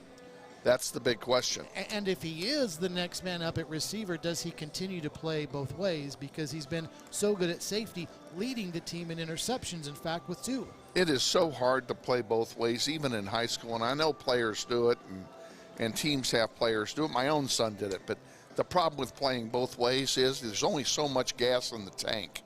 And when you're a skill player, if I can use that term, and you are running full sprint every play, and you're doing it both ways, the legs will only take you so far. They're still working on Michael Lopez, and I don't think they've applied the red apparatus, which we think is an air cast yet. 34-0 Northwest in the second quarter, and yeah, the more I think about it, this is all kind of off the cuff, but it would make sense if you do put Salisbury back in at receiver that you have somebody else come in and play safety again. But he is, I guess the reason you think about it, because he's been so good at both positions. But so looking at your backup safeties on our depth chart, if that were to speculate and take a minute to speculate, Donovan Agee, a senior, could take Salisbury's place. You could also have Jason Durding, a sophomore. Oop. How about Quavon Harris, too? Or Quavon Harris. He's played very well, and there's a guy that... So you do have some... I guess what I'm saying is they have options. That's the point I want to make here. Although I think Harris is really more of a backup linebacker, so I might want to withdraw that possibility. But it's still a possibility, and Donovan Agee's made some fine defensive plays in his career so far, and then, he's got senior experience, so... 34-0 Northwest with the lead midway through the second quarter. Michael Lopez is still being attended to down in the north end zone with some sort of injury to his left leg that we were speculating might be a hamstring. That's what he was grabbing when he went down, but we're only speculating and trying to describe what we saw. But Kevin, I think also you want to talk about the Grizzlies and just offensively, if Salisbury does come back, and we're talking about him playing both ways. This is where I wanted to go. The Grizzlies play a lot of teams who have players who play both ways, but that's one luxury that Northwest has had. They've got such good numbers. They do now, and they've had for quite a while, that they don't have to worry as much about guys playing both ways as other schools do. That's exactly right. They have not had the need to play both ways because they have so much depth. And other schools, most of our opponents this year, including West High tonight, looking at their depth charts, do not have that kind of depth. You've got guys playing both ways for West again tonight, and they're doing it partially because those are good players. I don't want to take anything away from the players, but they're doing it because they have to do it. They don't have an option. We have the luxury of having the option, and we're able not to do it. Let's thank some of our sponsors that bring you Grizzly football this season. As the ambulance is about to make its way into the North Tunnel, you can see the sirens. So we've got an ambulance coming to cart Michael Lopez off the field. Our thanks to Electric Dance Productions, Samantha Salyer on West Central Electric Dance Productions, sponsoring Grizzly football on radio this year. Taco Prano on 21st Street, locally owned for over 50 years between Tyler and Ridge. Taco Prano, a big sponsor of high school football in the area and Grizzly Athletics. Toppers Plus, Mel Hambleton Ford, 4 Points Insurance and Financial Services. Hey, it's about time to get your Medicare plan year set out. Let Chuck Yance and the staff at 4 Points Insurance and Financial Services do that for you. 946-0721, 946-0721, 4 Points Insurance and Financial Services. After the game, we'll have our Player of the Game brought to you by Seneca Bowl. Tonight's another night for Cosmic Bowling, 1909 South Seneca. Seneca Bowl, 1909 South Seneca. Seneca Bowl sponsors our post-game Player of the Game. Right down the street, and that's where I'm headed after tonight. Yeah? Yep. To Seneca Bowl? Yep. Oh, okay. Going to throw the melon down there and knock a few down. Send me some pictures. Yeah. What does that mean? I want to see. I want to see your form here. Yeah. Well, there's a word for it, but I can't use it on radio. All right. We're waiting for an ambulance to be brought in for Michael Lopez, who appears to have some sort of upper left leg injury. Appears. We're not, again, going to see anything beyond that, but let's take a 2-minute timeout. 34-0, Northwest with a lead, 7:18 to go, second quarter. A 2-minute timeout. This is Grizzly football presented by Mel Hambleton Ford.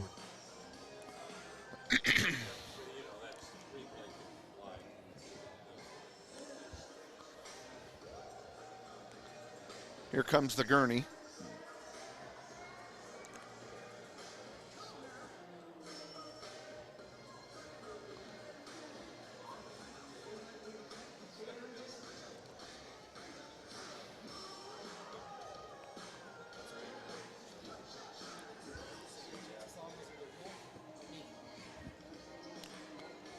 You know, there's another possibility. I don't want to say this on the air.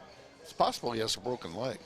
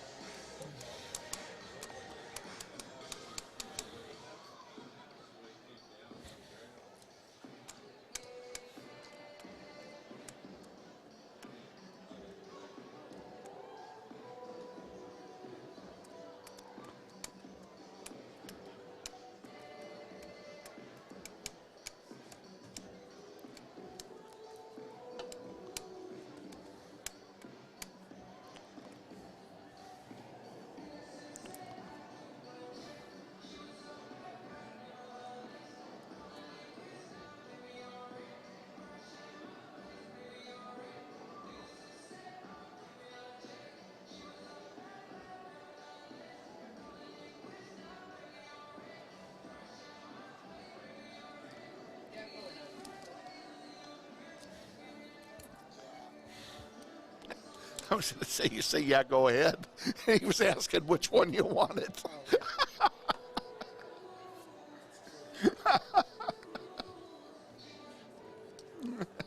We're having fun now.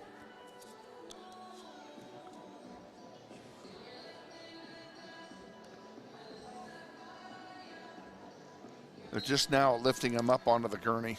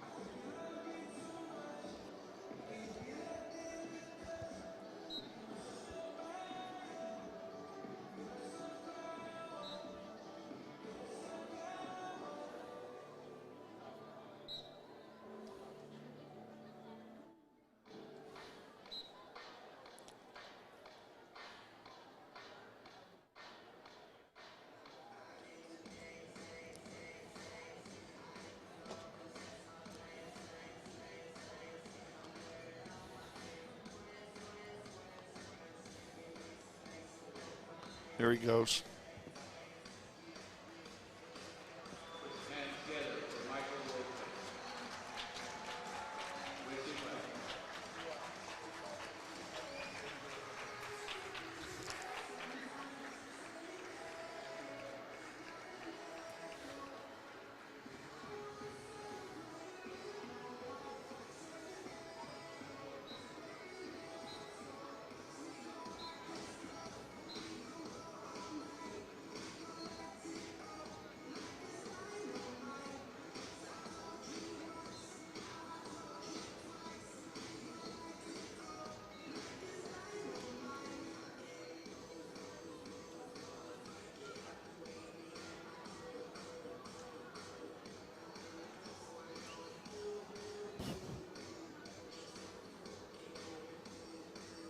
We're ready. We're ready.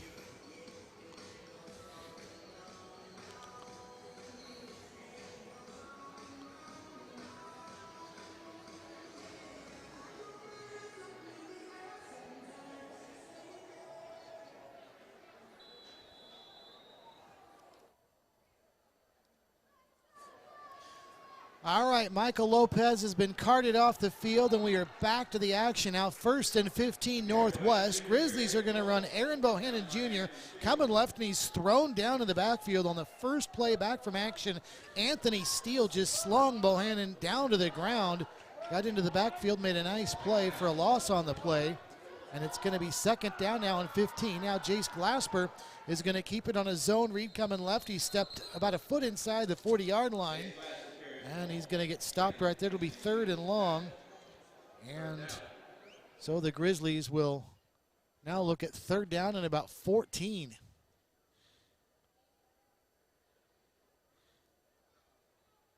Glasper back. He's going to throw one down the near sideline. He's got a man there, and the pass is going to be incomplete. It was Chase Carter down the sideline, and he couldn't hang on. And that will bring up 4th down. And the Grizzlies at this part of the field are going to go for it. They're right at the 40-yard line of West, 4th and 10. 34-0 Northwest with the lead. Michael Lopez carted off the field moments ago with a leg injury. See how the Grizzlies respond. 4th down and 10 right here from the West 40-yard line. Glasper's out of the gun. Both of his running backs flank him to either side. Phillips on the left, Thompson on the right. This is going to be a throw to the right side, a fake hook and lateral, caught by Takari Brown inside the 25, down to the 22-yard line. Move the chains. There's a Grizzly 1st down. Kevin, I thought he was looking to lateral it. I did too, but there was nobody there, and all he did was make the move and then cut back, spin move left, and take off downfield. The Grizzlies like to run the hook and lateral at times, and they've done it in the past to perfection. It wasn't there. Now a handoff. Phillips up the middle. Now cuts out to the right, to the 10, to the 5. Touchdown, Grizzlies. L.J. Phillips takes it to the house from 23 yards out. There's a flag on the play. This one's coming back. Takari Brown, the receiver, held. Boy, we saw this how many times last week, Kevin? The Grizzlies had a big play, including some potential scoring plays brought back by holding calls. They had 3 touchdowns called back last week in the first half by holding calls. They ended up scoring on each of the drives anyway. It just took them longer to do so. So it'll be 1st down and 6 for the Grizzlies. It was a spot foul. 1st and 6 from the 23. Glasper hands it off to Phillips again, coming right, and he's going to, looks like, pick up just enough for the 1st down. He did. There's a 4 points insurance. 1st down, L.J. Phillips, a gain of 8, and it'll be 1st and goal. Actually, he's outside the 10. 1st down and 10. Looks like they can get a 1st down at the 1. Grizzlies are going to run a play here. Aaron Bohannon Jr. fighting his way down to the 5. So that'll be a gain of 6. You're exactly right, Kevin. The line of scrimmage was the 11 right there. So it's going to be 2nd down and about 6. 2nd down and 5 from the 6. Phillips up the middle. Nowhere to go. Nothing there that time. Everybody converged on Phillips, figuring he would get the ball. Good job by that West defense. They weren't fooled. Andre Williams on the stop. 3rd down now for the Grizzlies. They need 5 from the 6. 4:50 to go, 2nd quarter. 34-0 Northwest with a lead. Grizzlies have actually gone with an extra running back instead of bringing a receiver in for Lopez so far. Now another pre-snap penalty on Northwest. That was a false start. Offense, number 74, 5-yard penalty, third down. Alex Herrera guilty, the big right guard at 6'2", 285. And they were running some 3-back sets early in the game already. Bohannon, Thompson, and Phillips, all a trio of potential ball carriers in the backfield for Northwest. And they've done it again now. Yeah, without Lopez now, they've gone that route again. 3rd down and 10 from the 12 for the Grizzlies. Glasper back, rolling to the left, throwing to the goal line. Has a man there. Caught. Touchdown.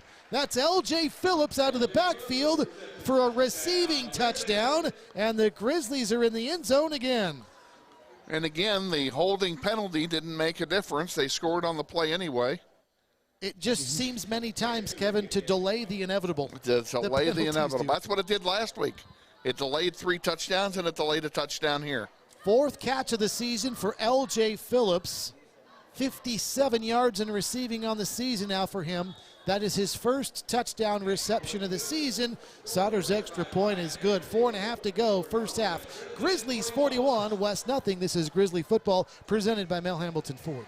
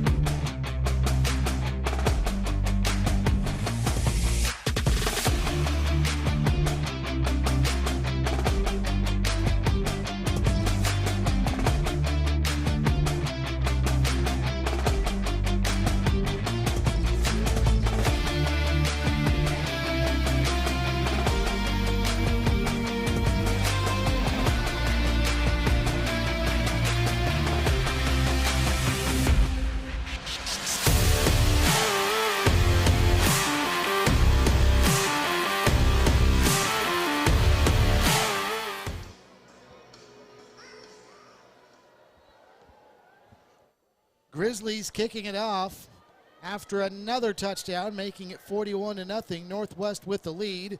This return by Brandon Busher is going to be brought back, but then returned, I should say, but then brought back after a penalty on West, it looks like.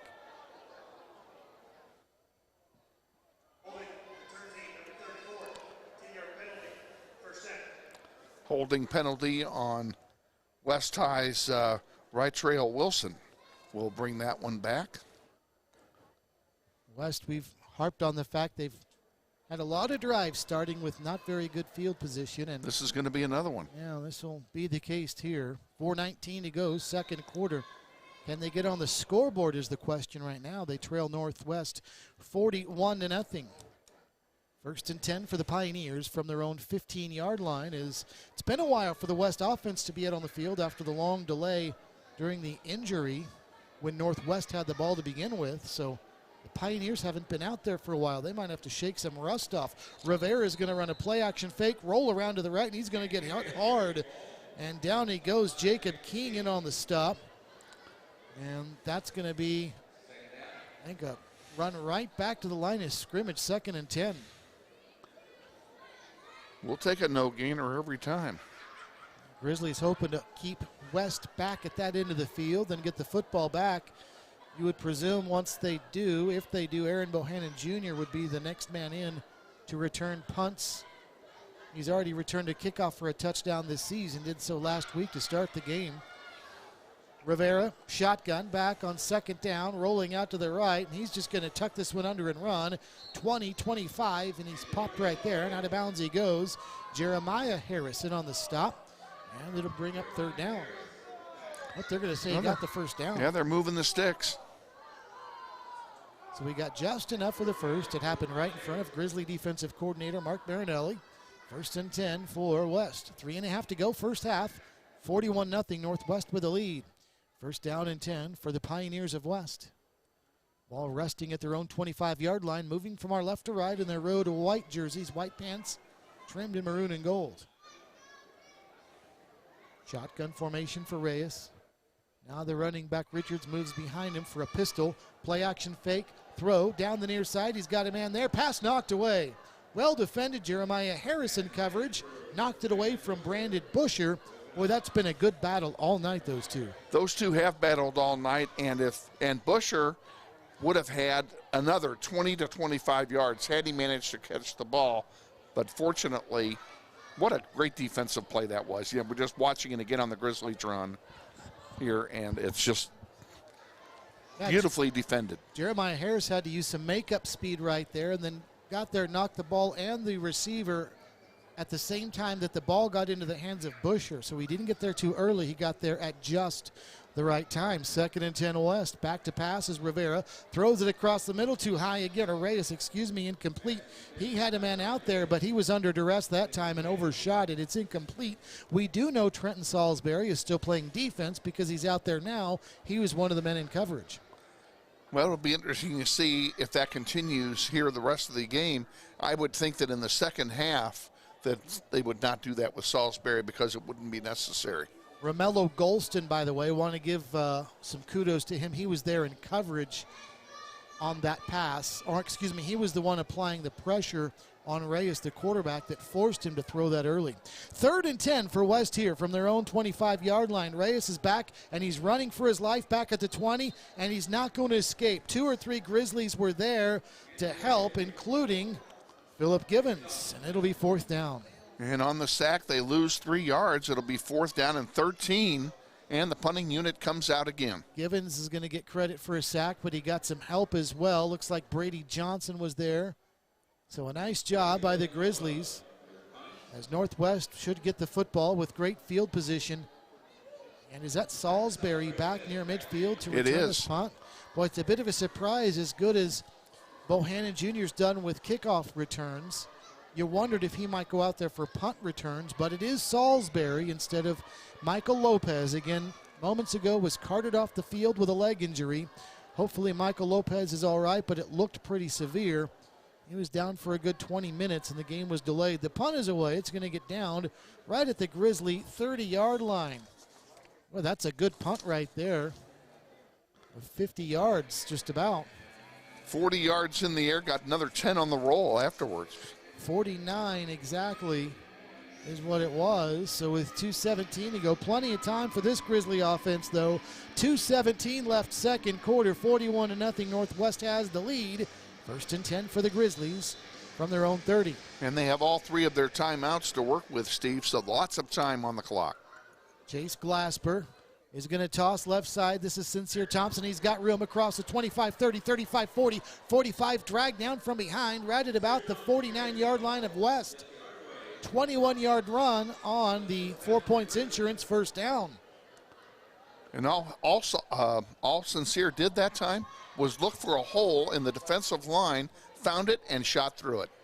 1st and 10 Grizzlies. Glasper shotgun, handoff right up the middle. This is Phillips bouncing to the outside with room. 40, 35, 30, shifting around. He's got one man to beat, and he gets tripped up at the 15. L.J. Phillips, though, with another 4 points, 1st down, a gain of 34, and the Grizzlies are in business with 1.5 minutes left in the half.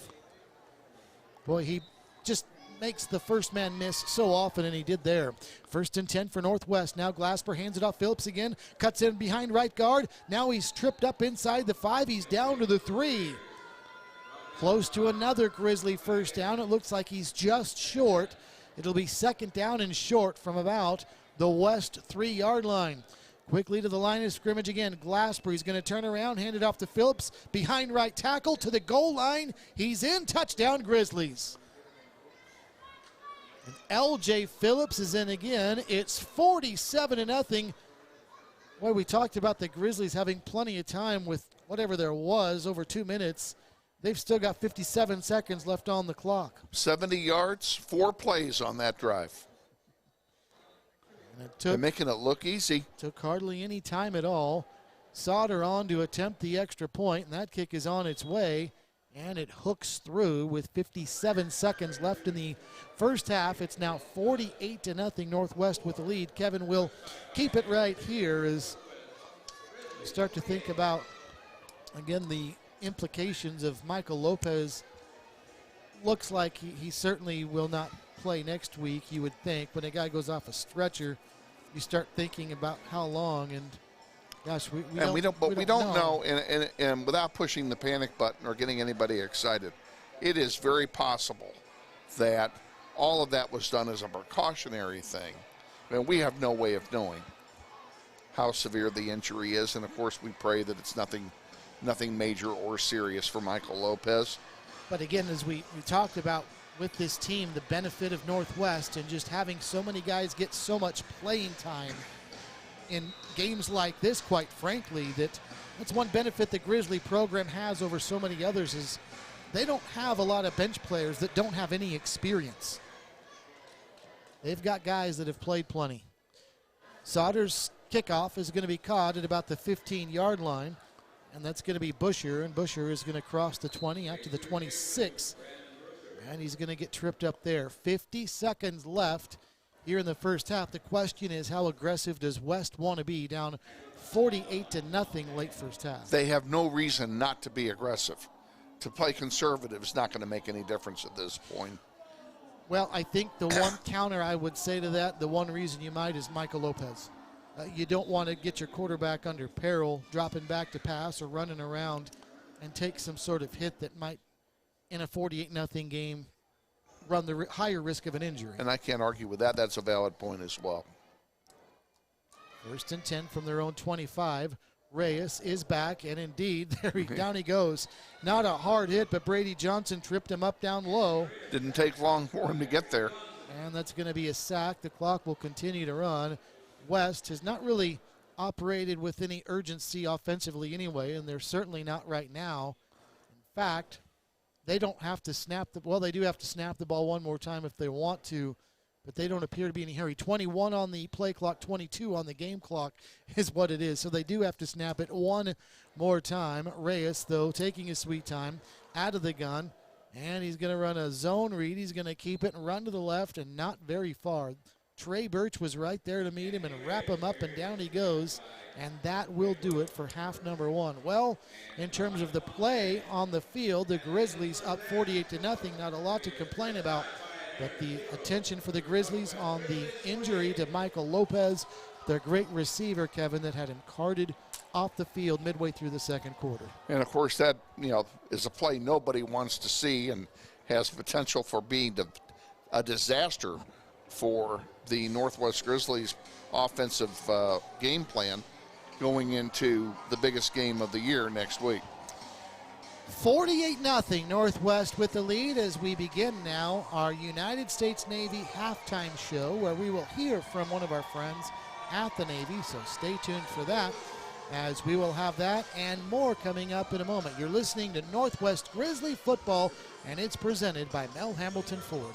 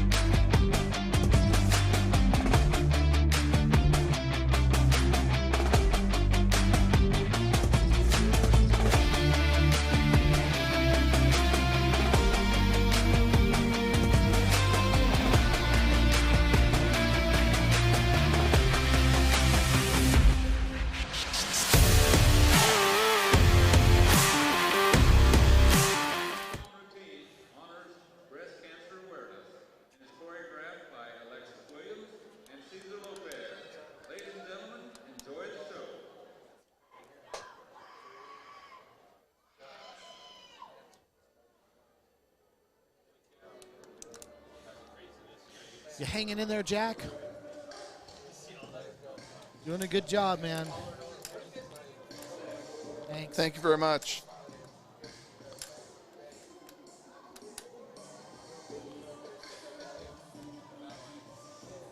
All right. Are we doing anything before you go to your interview, or? No. Okay. I'll just get. Then in that case, I'm gonna. I forgot which one of these pots is mine. It is the one on the right. I'll just leave it with you.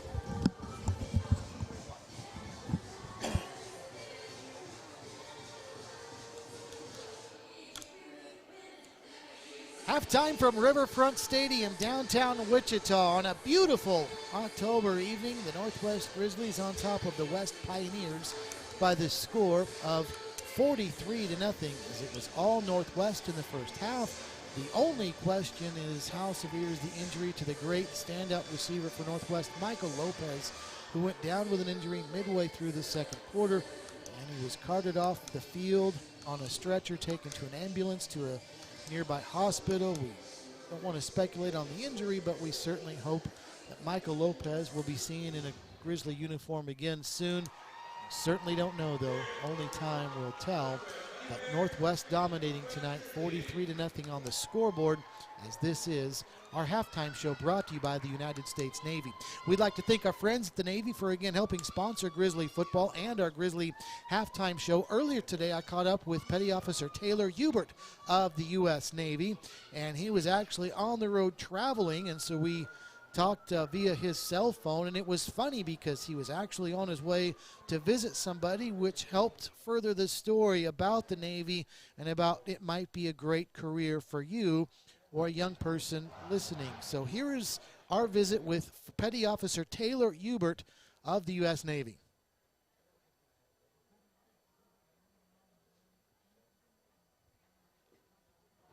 Did she answer? Ladies and gentlemen, please welcome again to the field your Northwest High School Marching Grizzlies.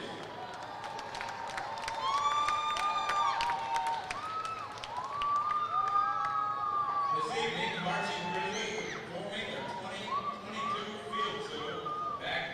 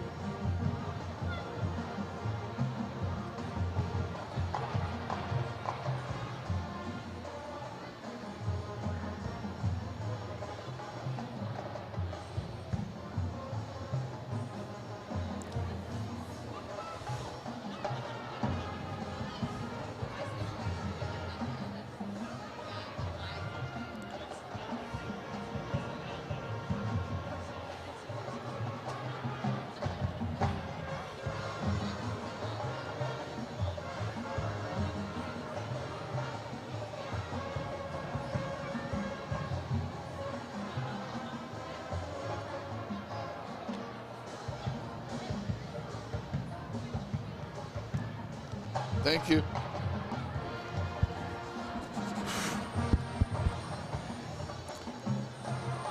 All righty. I don't hear myself. Are you? Welcome back to our United States Navy halftime show. Steve Strain and Kevin Arkin, 43-0 Northwest with the lead. Kevin, and for the Grizzlies, a pretty good first half. And Kevin, the Grizzlies haven't been bit by this yet, obviously in several weeks anyway, but still some penalties I think Steve Martin would like to clean up for. And starting next week, that's all presumably got to change. Well, everything's got to change starting next week, even though next week is still a regular season game. You might as well look at it as that's your precursor to the playoffs. That is what you're going to see all throughout. Everybody's going to be just like Manhattan once we start playing next week. Got to have it clean. Manhattan started the night at 6-0, ranked number 1 in Class 6A, and just like the Grizzlies have done the last 5 weeks anyway, steamrolling through their opponents. And Kevin and I will be there next week. And again, that's going to be one of the marquee games in the entire state of Kansas, Northwest and Manhattan from the Little Apple. So we will be there. But first things first, Kevin, a second half here that the Grizzlies will start leading 43-0. And you touched on it last week at halftime. You actually touched on it in the pregame tonight. One of the things you want to accomplish in a game like this is just to get out healthy. And we already can't say that with the presumably severe injury to Michael Lopez, carted off the field earlier. We'll find out more details later on tonight or tomorrow, but nonetheless, that's certainly got to be weighing on the mind really of both coaches, not just Steve Martin, but nobody in a game that turns into this wants to get anybody severely hurt. And that's the worst part about it is that, you know, the game was already a blowout when the injury occurred. And, you know, he's just out there playing football. He went up for a catch. He went up awkwardly, and whatever happened, it either happened while he was up there and he popped something, or it happened when he came down. But, you know, it wasn't like he was making a play to save the game or anything like that. It was simply just playing football. That was Michael Lopez with just a little bit over 7 minutes to go in the second quarter, and then we had what must have been close to half an hour where we didn't play football. And initially, Kevin, I mean, when you see a player go down, you just hope, and because it happens so often, you assume they'll get out. But Lopez clutched the back of his left leg with his left hand, and he didn't get up. And then some trainers came out, and he thought they might help him up and walk him off the field, and then that didn't happen. And then more trainers came out, and then you start to get the idea this thing might have the looks of making it something that was pretty severe. I have a couple of scores that might be of interest to pass along to people down the line. Derby is playing at Mays South, and in the third quarter, they lead 41-7 over the Mavericks. While Cape and Mount Carmel has traveled up the highway to Kansas City and is playing St. James up there, the St. James Thunder, and Cape and trails at half 14-7 in that one. And Mays is hosting the Hutchinson Salthawks, and at half they lead 27-13. All right, thank you very much. Here on our United States Navy halftime show, it's 43-0 Northwest over West. We'll take another timeout. When we come back, we will talk about our friends at Mel Hamilton Ford, so stay tuned for that as Grizzly football continues in a moment. This is Northwest football presented by Mel Hamilton Ford.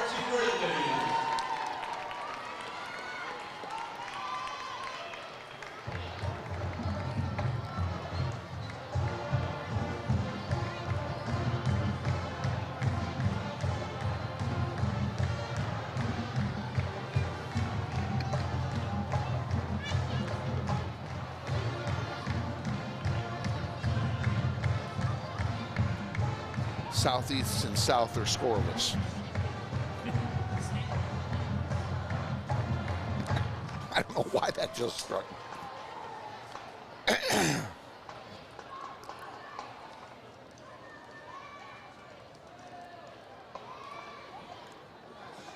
Why not?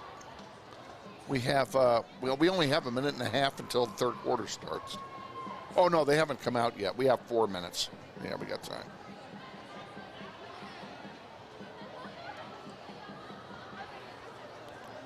Oh, you know what I ought to do? I haven't done it. Yeah, I'm kind of slacking here. Duh. I can do it real quick. 43, 49. 49. At this time, we'd like to draw your attention to the 50-yard line on the field, where Lisa Hamilton from Millhouse Ford is presenting a check to our principal, Eric Holderman, of Northwest High School, in support of Northwest High School. Thank you, Mel Hamilton Ford, for all of your support.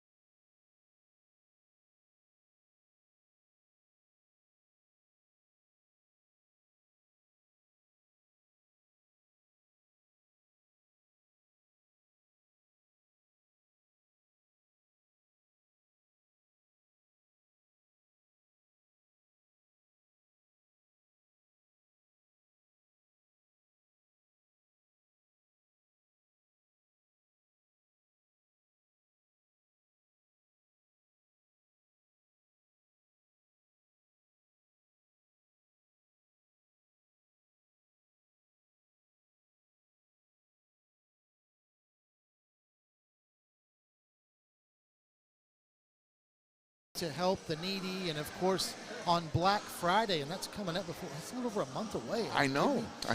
Black Friday, you want to show up literally before the crack of dawn, because you're going to get a number, and there are hundreds and hundreds and hundreds of people show up, and they're literally just handed a number, a ticket with a number on it, and then they give away some pre-owned vehicles to the winners of these raffle drawings. And they're cars that, while they're not brand new, I've seen some of these. They're nice pre-owned cars, and I don't want to say they give them away, because I think what they do is they give one of away if you purchase it for like $100.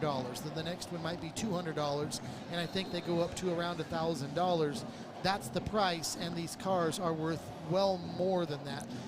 Phil Nightingale, around the holidays, the general manager, sits on the roof, and he does it at the dealership to raise money all throughout the day that go to help some less fortunate in the area. So just the things that they do, amazing. And speaking of, our friend Lisa Hamilton is here from Mel Hambleton Ford, our presenting sponsor of Grizzly football on the radio, and we certainly appreciate her spending some time with us here in Grizzly football. We're about to start the second half, but we'll work in Lisa, who's here. And thank you for stopping by, Lisa, and thank you for so much for being a part of a great activity for these youth here in Wichita. It's a great evening, and it's a great night for football. Perfect weather. Lisa, we were talking about you moments ago, and everybody knows you're passionate about Grizzly football, but it's not just Northwest. You've been instrumental in the game last week here, Capon and Bishop Carroll and some other things. So while you're a Northwest alum, what is it about the area youth that makes you so passionate to help? So really, it's just sports. I feel like sports is so good for all young men and women, and we really try to be active within the community and support sports all over the city and surrounding areas as well. Grizzlies about to kick the football off. West will get the ball to start the second half. Braden Sauter will kick it off for Northwest. We start the second half with the Grizzlies leading by the score of 48-0. We presume we will have the running clock throughout the second half unless the lead goes under that threshold, so it could be a fairly quick second half. This kickoff is Brandon Busher, who's going to return it for West. This is a good return. Look out, 45-50. He could take it to the house. He's inside the 30, inside the 20. This will be a West Pioneer touchdown, and I don't see any flags on the field on a return kickoff. And just like that, it's 48-7. Well, Lisa, welcome to the booth. It's time for you to go, though, because West hasn't given up a score. I know. I'm glad to see them get on the board. Yeah.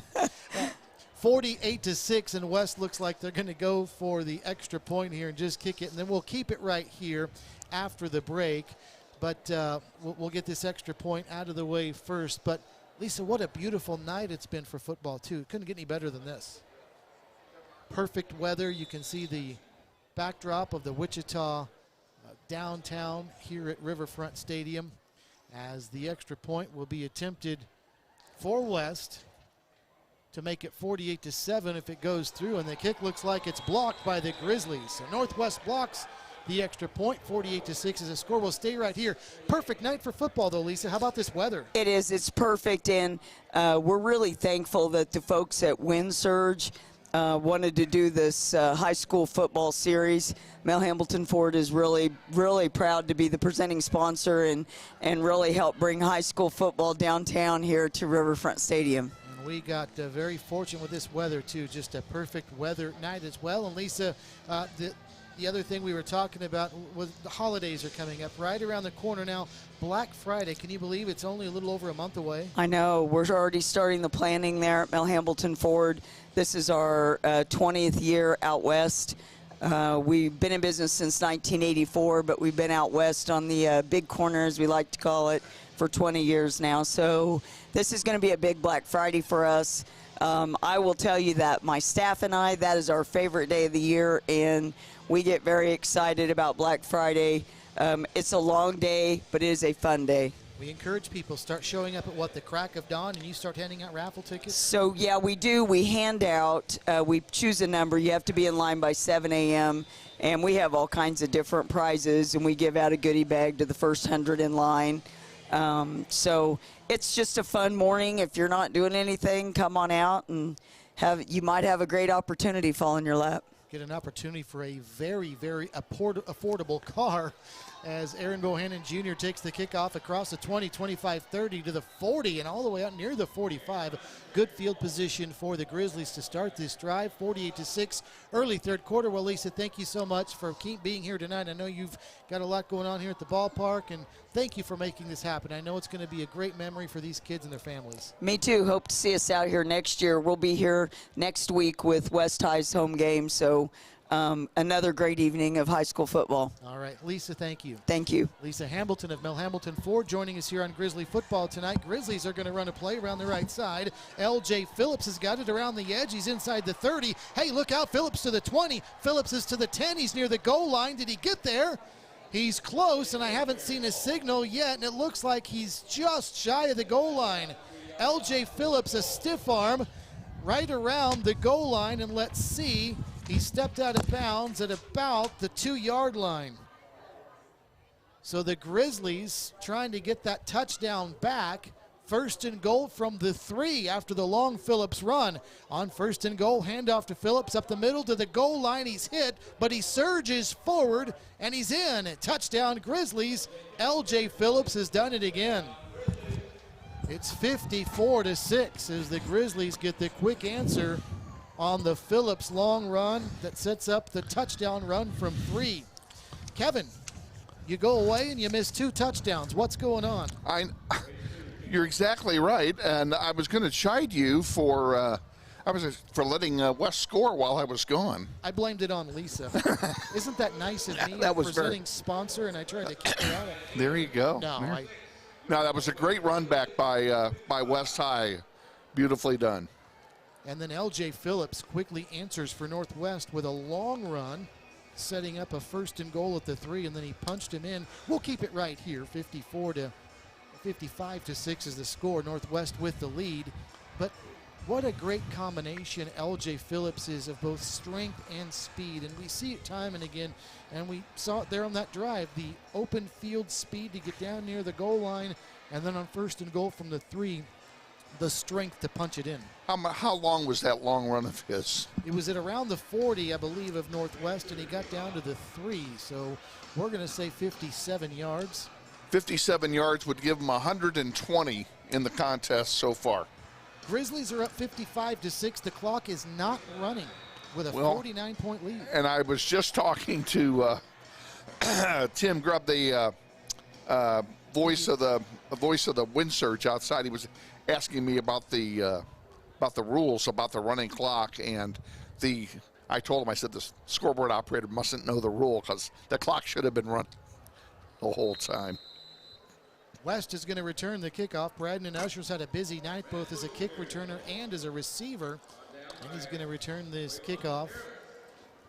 Not too much doing, though, and West will have it first and 10 from about their own, somewhere around the vicinity of their own 10-yard line.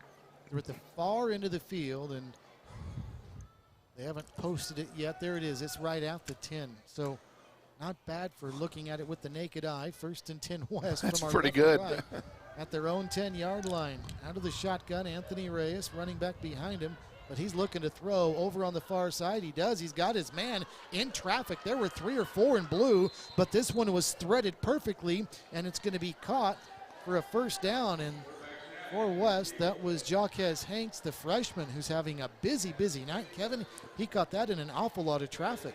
He did. He had a man hanging on him when he corralled the ball, and there he is right there. On our replay here, it was Philip Givens who was hanging on him, and he still managed to make the catch. On first and 10 now from the 25 of West, Reyes drops back, throws to the far side, overthrown, incomplete, second down. But that was a catch and run of 15 yards on the previous play, mostly the run that set up first and 10 from the West 25, now second and 10 after the incompletion. And now the clock is running. The clock is running, and West High is playing against a little softer defense than Northwest was putting up in the first half. Still see a lot of the starters in there for Northwest. On second down and 10, throw high on a quick slant, incomplete, and that'll bring up third down. That was another one that was intended for that same freshman Hanks, overthrown, and it's third down. Basically the same play they ran on second down. On first down, I should say, excuse me. They ran the same play twice is what I'm trying to say here, and it didn't work either time. 8:20 to go, third quarter, Northwest 55 and West 6. Anthony Reyes on third and 10, going to throw a little swing pass out to the far side, and he's got his man. And dancing in and out of traffic, that's going to be Hanks again. Boy, he is the popular target for his senior quarterback. Hanks is just a freshman, but he is having a big night as a receiver. And for Northwest, the tackle was made. Then an injury, so we've got an injury timeout right here. We don't need any more injuries in this game, Steve.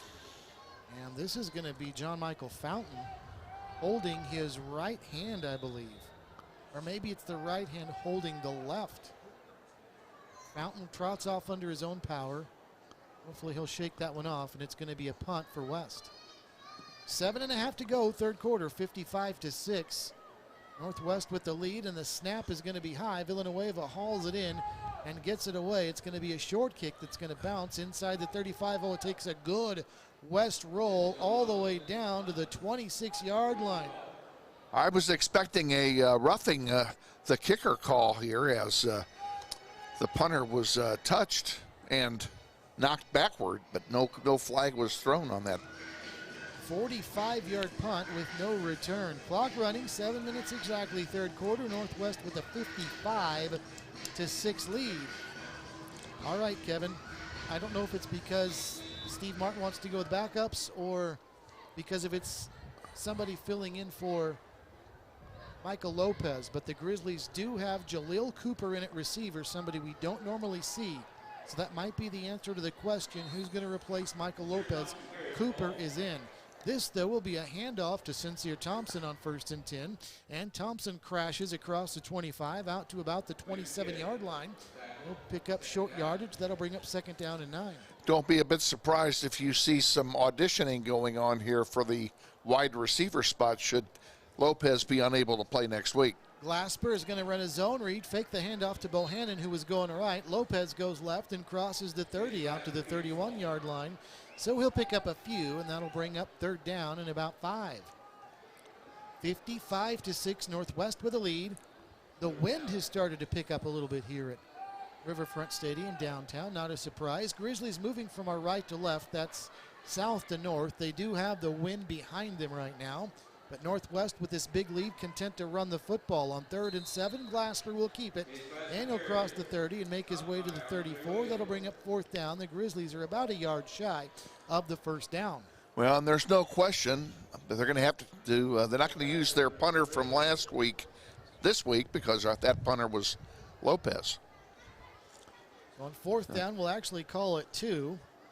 The Grizzlies will go for it. The line of scrimmage is the 33-yard line of Northwest. Glasper tries the hard count. Maybe that's all Northwest is going to do. Yep. The coaches are motioning now to punt it. Glasper will drop back now. And he did this in the first half and got away a beauty. Now he's got the wind behind him, and West doesn't have anybody back, and Glasper gets away. Another pretty good punt that's going to roll to a stop at about the 27-yard line. 39-yard punt with no return. Clock is running. 4:45 to go third quarter. 55-6 Northwest with the lead.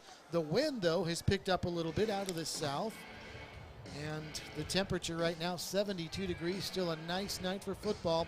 Your weather conditions brought to you by Joaquin Family and Cosmetic Dentistry, where they do implants. They treat patients of all ages, from youth to senior citizens. Joaquin Family and Cosmetic Dentistry at the corner of Central and Woodchuck. 1st and 10 for West here from their own 27. Anthony Reyes is going to throw again, and another one that's going to be tipped and incomplete. He eventually is destined to throw an interception, Kevin, because he has thrown a lot of high passes. A handful have been tipped, and time after time, you think that a Grizzly defender might be there, and one of these times they will. Dontrell Harris got a hand on that ball, and he was kind of frustrated with himself that he didn't get the pick. 2nd and 10 from their own 27. West in their road whites, white jerseys, white pants trimmed in gold and maroon. From our left to right, down 55-6. Anthony Reyes, shotgun. 4 receivers this time. Reyes is going to keep it and get swarmed under in the backfield, and down he goes all the way back at the 22-yard line. And Trey Birch was one of the first ones in, but he got some help from Romello Golston as well. Jacob King was also in on that tackle. In fact, there were 5 people back there surrounding the quarterback. That was a big loss for Northwest, or for West, excuse me. Of 5 all the way back to the 22-yard line, 3rd and 15. Reyes, pistol formation, shotgun snap, and he's back, throws across the middle. He's got his man open at the 30, then slung down at about the 31-yard line. Not much doing there, though. Philip Givens in on the stop. He's having a big night. And it'll be 4th down, and it looks like West, for now, will keep their offense on the field. He picked up half of it on that last play. It's only 4th down and 8 now. Salisbury was actually in on the stop. Givens got there a little bit late, but Trenton Salisbury with credit with that last tackle. 4th down and 6 now. West is going to go for it. Reyes back to pass, rolling out to the left, avoids one tackle. He can't avoid the next. As the Grizzlies swarm, and Kevin, we talked about Quavon Harris. There he was in getting credit for the tackle right there. He not only got a tackle, he sacked him. Got a 5-yard loss on the play, and on 4th down, it turns over to the Northwest offense. Clock moving, 2:15 to go, 3rd quarter. Northwest with the football, up 55-6. We expected to see a quick second half. So far, that's been just the case with the constantly running clock. 1st and 10 Grizzlies here. Jace Glasper is back, play action. He's going to throw deep to the end zone. Got a man there and just overshot him. It was Bohannon who broke free at the goal line, a few steps ahead of the defenders, but Glasper overshot him again. The ball's on target at 6 points.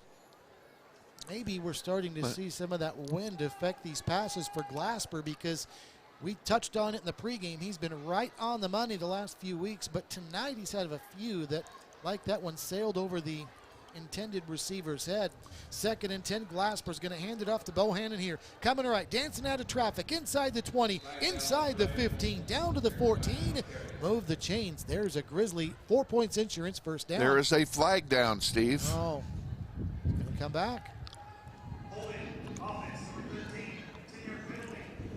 Holding penalty against the Grizzlies on Sincere Thompson. Did these officials look at the film from last week's game, or are the Grizzlies really not consistently guilty of holds, Kevin? Oh, there it is. We were watching it on the replay, and Sincere Thompson had a hand on each shoulder, squeezed it, grabbed the jersey, pulled him down. Yeah, that was a pretty aggressive takedown. So 2nd and 19, quick throw out to the near side to Takari Brown. Brown's got room on a little screen as he's going to make his way inside the 30, down around the 25-yard line. So the Grizzlies don't get it all back, but they got a nice chunk of it back. And it's going to be 3rd down, and Northwest will need about 5 yards. So a 14-yard pickup to the 23. Now Glasper looks over to the sideline for the play. 55-6, Northwest with the lead. Final 20 seconds of the 3rd quarter. Handoff Bohannon up the middle. Look out, he's got room. Cuts to the outside to the 10, to the 5. Touchdown Grizzlies. Aaron Bohannon Jr. from 24, and the freshman squeaks in, and the Grizzlies have added to their lead. It's 61-6. The left side of the offensive line just blew a hole open, and Bohannon went right through it. Nobody between him and the goal line after that point. Northwest has averaged 61 points per game in the last 5 games, and they've got 62 now as Sauter's extra point is through. 6 seconds left, 3rd quarter. Northwest 62, West 6. This is Grizzly football presented by Mel Hambleton Ford.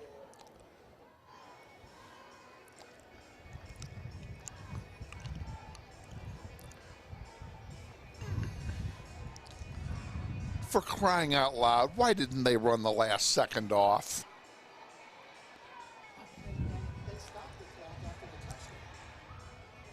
They should have let it run.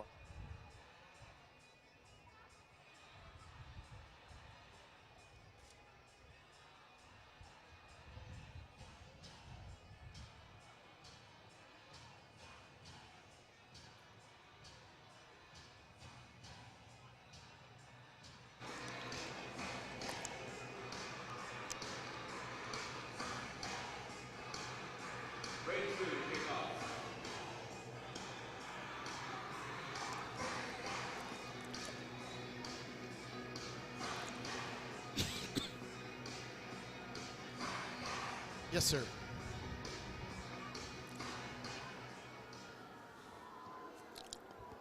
Well, Braden Sauter is going to kick it off, and for some unknown reason, the clock stopped after that Grizzly touchdown. So we think we're in running clock territory. We're supposed to be, but for some reason, sometimes we're not. Now, we've reached the end of the 3rd quarter, and we are going to take another break. No, let's take another break. Let's take it. You're right, Kevin. Why did they leave 1 second on the clock? That made no sense to me at all. Let's go to the 4th, 62-6. Grizzlies with the lead. This is Grizzly football presented by Mel Hambleton Ford.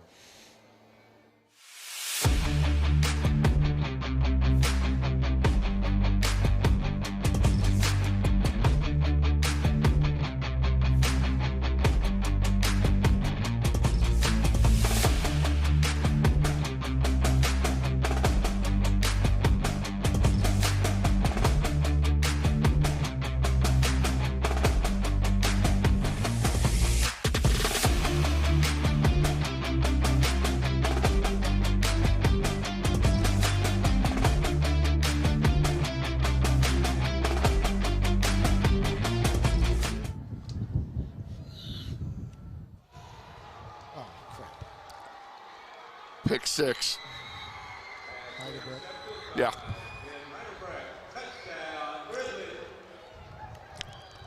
I'm going to fake it. Okay, I'm going to fake it. Take it. Okay. Absolutely.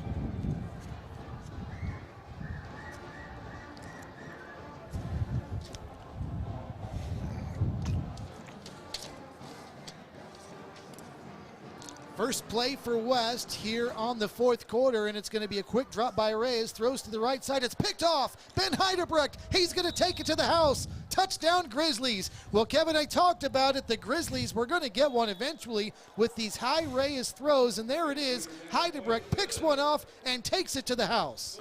Another beautiful defensive play by the Grizzlies, and you're right. The pass was high. It was off the target. Heidebrecht had an easy pick. And I think West, in retrospect, went with a backup quarterback who stepped in there. And Heidebrecht, though, just read the route beautifully, jumped in front of it and had nothing but green grass in front of him. And he makes his way into foul territory on the first base side for a touchdown. I've been waiting for you to say that at some point tonight, that make a baseball reference to where we are on the field. Sauter's extra point is wide right. It is 69-6, Northwest with the lead. But you just cannot afford to throw passes into traffic and be off the mark and not get away with throwing a pick at some point. And finally it happened, and the Grizzlies not only got the interception, but Heidebrecht the pick six. And Ben Heidebrecht's a pretty happy camper on the Grizzlies sideline after making that play. Well, he's got a nose for the football. Leading tackler on the team, coming into the game with 40. That is his first interception of the season, though, and he made the most of it. Is that right? I did not realize that was number one. The Grizzlies only had 3 interceptions coming into the game, 2 of them by Trenton Salisbury. Here's a kickoff by Brandon Usher, and he's going to take it out across the 30, out to about the 33-yard line. So it'll be 1st and 10 from there. And the Grizzlies will have the northeasterly breeze now at their back here in the fourth quarter. So it'll be 1st and 10 Northwest. That was the 5th interception of the year. I beg your pardon. Salisbury with 2, and I know Dontrell Harris has 1. Anthony Steele is in at quarterback for West, and that's the man who did throw an interception on the last drive, and here he almost threw another one. Salisbury, speaking of, was right there on another overthrow and had it right in his hands, and it went through. And went through the wickets. He also had 6 points. He did. If he catches that ball. Similar type play as well, and Salisbury would like to have that one back again. And, you know, sometimes they say that's why you play defensive back when you don't have the hands. He is obviously a receiver first, or at least he was. Just didn't hold on to that one. 1st and 10 for the Pioneers. They'll hand it off. This is Richards up the middle. Not much doing. That'll bring up 2nd and long. 8.5 to go. 4th quarter. Grizzlies up 69-6. 3rd down and long it is. 3rd and about 8 for West from their own 32-yard line.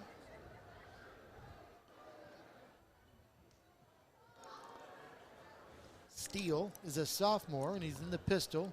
He's going to drop back to pass and throw down the far side, or near side. He's got a man there who was well covered, and the pass was well overthrown, incomplete. Malik Dye, the intended receiver, but good coverage for Northwest that time.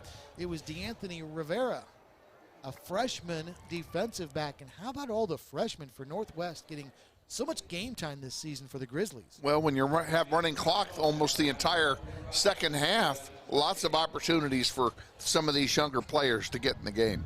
Steele, pistol formation, 4 receivers, 2 to each side on 4th down, and Steele's going to get the shotgun snap. He's going to get chased out. He's going to try to run for his life across the 35, drag down at about the 37-yard line, and that was Jacob King who was in on the stop, and the Grizzlies are going to force a turnover on downs. Second time tonight the Grizzlies have gotten the ball on downs, and a great defensive play that time. 7:10 left, 4th quarter, 69-6, Northwest with the lead. And the Grizzlies have the football back, and Northwest, who's had great starting field position almost all night long, does here. Diego Gutierrez is the backup quarterback in for Northwest, and he's going to hand it off up the middle. This will actually lose a yard. Bohannon on the carry. Good defense by West. It'll be second down. I think we've seen all of Jace Glasper we're going to see this week. Seen all of probably a lot of the starters as well, although Bohannon did start, but he's still third on the depth chart in terms of running backs. And this will bring up second down. We just got a hard count, 5 yards. Boy, Diego Gutierrez seems to be falling right into pattern of the others with a good hard count. He is indeed. 3 of the defensive linemen jumped on that one. Gutierrez is going to hand it off again, and this is going to be Bohannon scrambling around in the backfield. Nope, that's not Bohannon. That's going to be Moore. Jericho Moore scrambling around, and another freshman's going to dance around and find his way to inside the 35-yard line. What a run by Moore, staying on his feet. Ran 20 yards to pick up 2.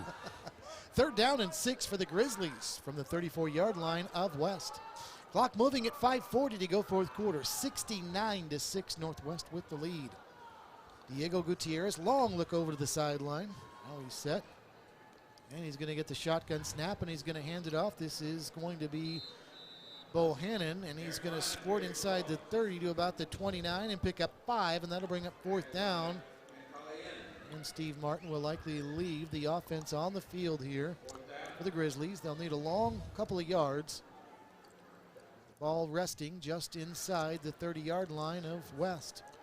Gutierrez out of the gun. Moore and Bohannon Jr. both in the backfield, then 3 receivers with a slot on the left side. Under 5 minutes left in the game. Grizzlies up by 63 points, 69-6.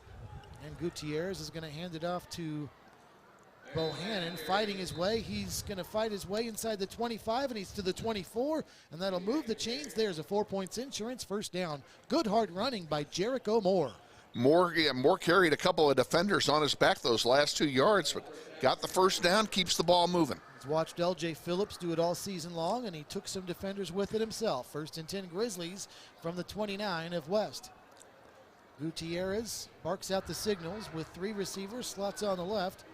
Again, 2 running backs. Now a slot in motion who's going to take the jet sweep end around, and this is not going to go far. They're well defended by West as Northwest ran Jalil Cooper on the sweep, but he's going to lose yardage on the play. That play looked a little disorganized from the blocking standpoint. The blockers were missing assignments. Several of them missed assignments, and there was no chance for Jalil to get anything out of it. Second and 13, Northwest now outside the 25 at the West 26-yard line. This will be a toss left side to Bohannon, to Moore. Now he stops dead in his tracks and turns it straight upfield behind left tackle and falls forward to about the 24-yard line. So that's going to be near the original line of scrimmage. It'll be third and about 10. Clock at 3.5 left, fourth quarter, 69-6 Northwest with the lead. And they don't need to get all 10 of them on this play because they're going to go for it on fourth if it comes to that.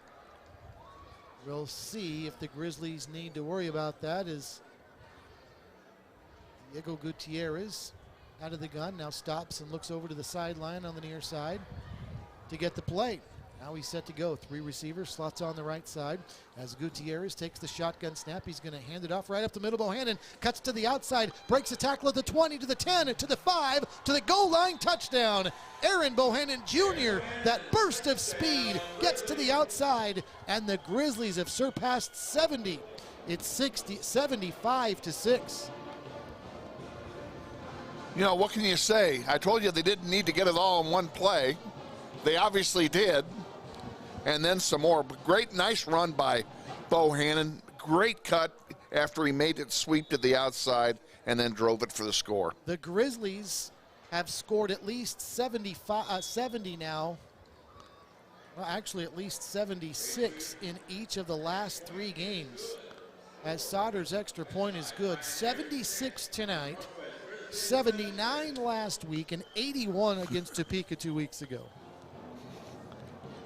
You know, I don't know what to say to that. I mean, we congratulate the offense for doing it, of course, and for putting the points on the board. And no, we are not running up the score deliberately. They're just out there playing football. At the same time, I wonder how much of this, pardon me, how much of this is getting them ready for next week. Certainly building some confidence, there's no question, but you look at what Manhattan's done all season long. They've been putting up, I don't want to necessarily say similar numbers because I don't know that they're getting into the 70 and 80 point range, but they've been putting up some pretty gaudy numbers in their own right, although their caliber of competition might be a little bit higher than what the Grizzlies have seen a good part of the season. And you sure hope that that starts to turn around like this West program under the direction of third-year coach Adam Rosenthal. Had a good conversation with him yesterday, and the Southeasts and the Norths, and you just like to see those teams get going, and hopefully this youth that they have will pay off for them in a few years. Kickoff is going to be bobbled at around the 3, then it trickles into the end zone, so there will be no return. Usher will just have his team have it 1st and 10 from their own 20-yard line. Clock is running, though. We're under 50 seconds left in the game. 76-6 Northwest with the lead. Probably only one more play here for the Pioneers, and I wouldn't be a bit surprised if they take a knee and just walk away. That's all they have to do is run. And in 6 seconds, they won't even need to run a play, like right now. Reyes, who started at quarterback, we mentioned a little bit ago that their backup is Anthony Steele. Reyes is in the game as a receiver. Steele's going to throw one deep down the middle of the field. Look out. at this. He's got a man open at the 40, to the 30, to the 20, to the 10, to the 5, touchdown West. How about that? And that was Trayshawn Higgins on a deep post from Steele to Higgins, who got behind the defense. And that's going to be the last play of the game. The clock has stopped with 1 second left. That's going to leave a bad taste in the mouths of the Grizzlies going to the locker room, Kevin. It will, and I know Mark Marinelli is going to talk about 2 big plays that West High scored on. One was the kickoff, of course, at the beginning of this second half, and then this, I think on this last pass play, the Grizzly defense was looking for the end of the game. An 80-yard post play and then the extra point. Well, they've started the running clock. There's no time on the clock. We're done. So how's that to end a game? I would think that I don't know. I don't know the rule on that, but I would think that if they score the touchdown, they should be allowed to get the extra point as well, whether there's time left on the clock or not. I know that in the NFL, unless they waived it. In the NFL, I think it's the case. In college, it's not, and perhaps in high school, it's not either. Maybe it's not. We're done. We'll get our post-game show started in a moment. Brought to you by Hog Wild Pit Barbecue. Final score, Grizzlies 76, West 12. This is Grizzly Football presented by Mel Hambleton Ford.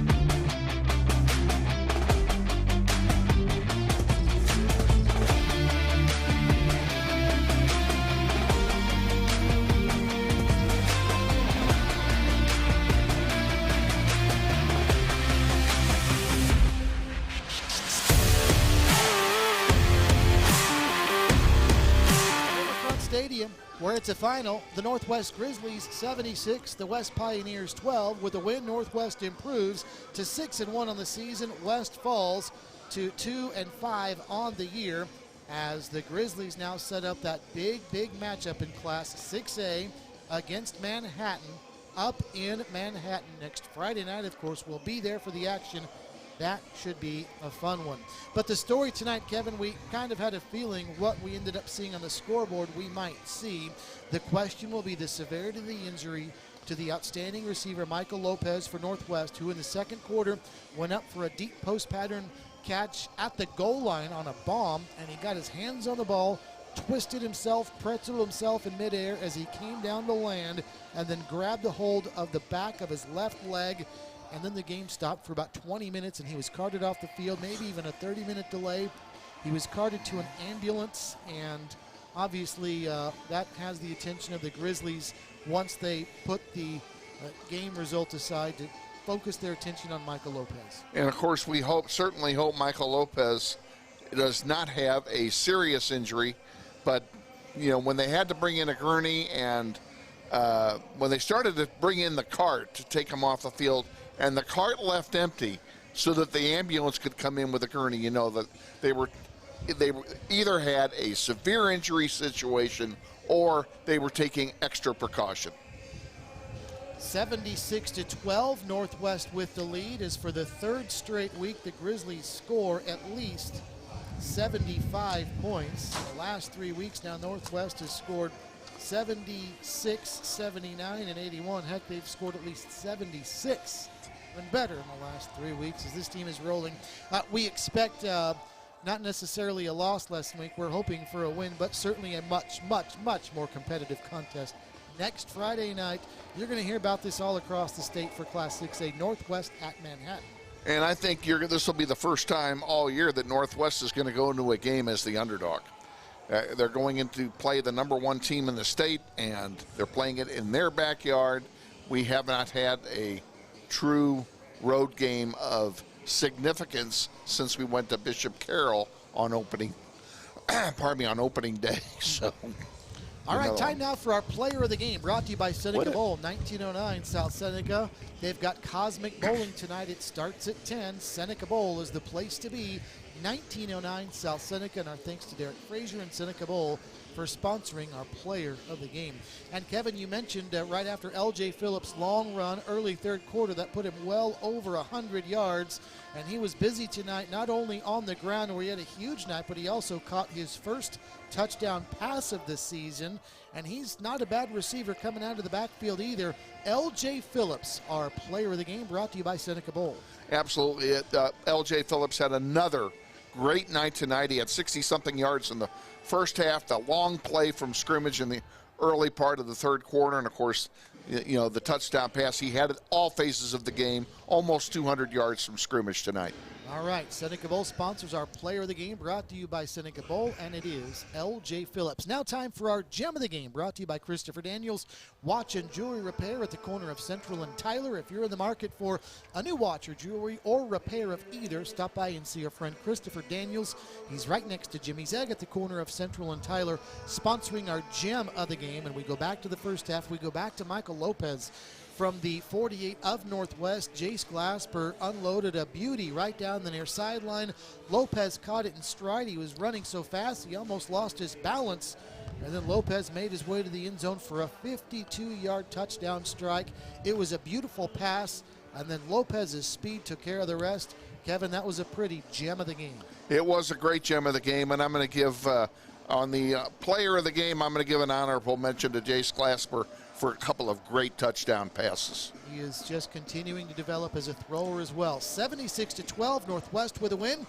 Kevin, we'll see you next week in the Little Apple. It ought to be fun. It will be fun. Looking forward to it. We'll see you up there. All right, Kevin and I will have our Toppers Plus pregame show starting at 6:30. Then the Grizzlies and Manhattan coming into the night with one loss combined between the two. Kickoff will be at 7 o'clock. Our thanks to Jack Johnson back at the ESPN Wichita studios, punching the buttons, making this one possible. Now for Kevin Arkin, this is Steve Strain saying so long from Riverfront Stadium, where once again our final score, Northwest 76, the West Pioneers 12. Now from Riverfront, so long everybody.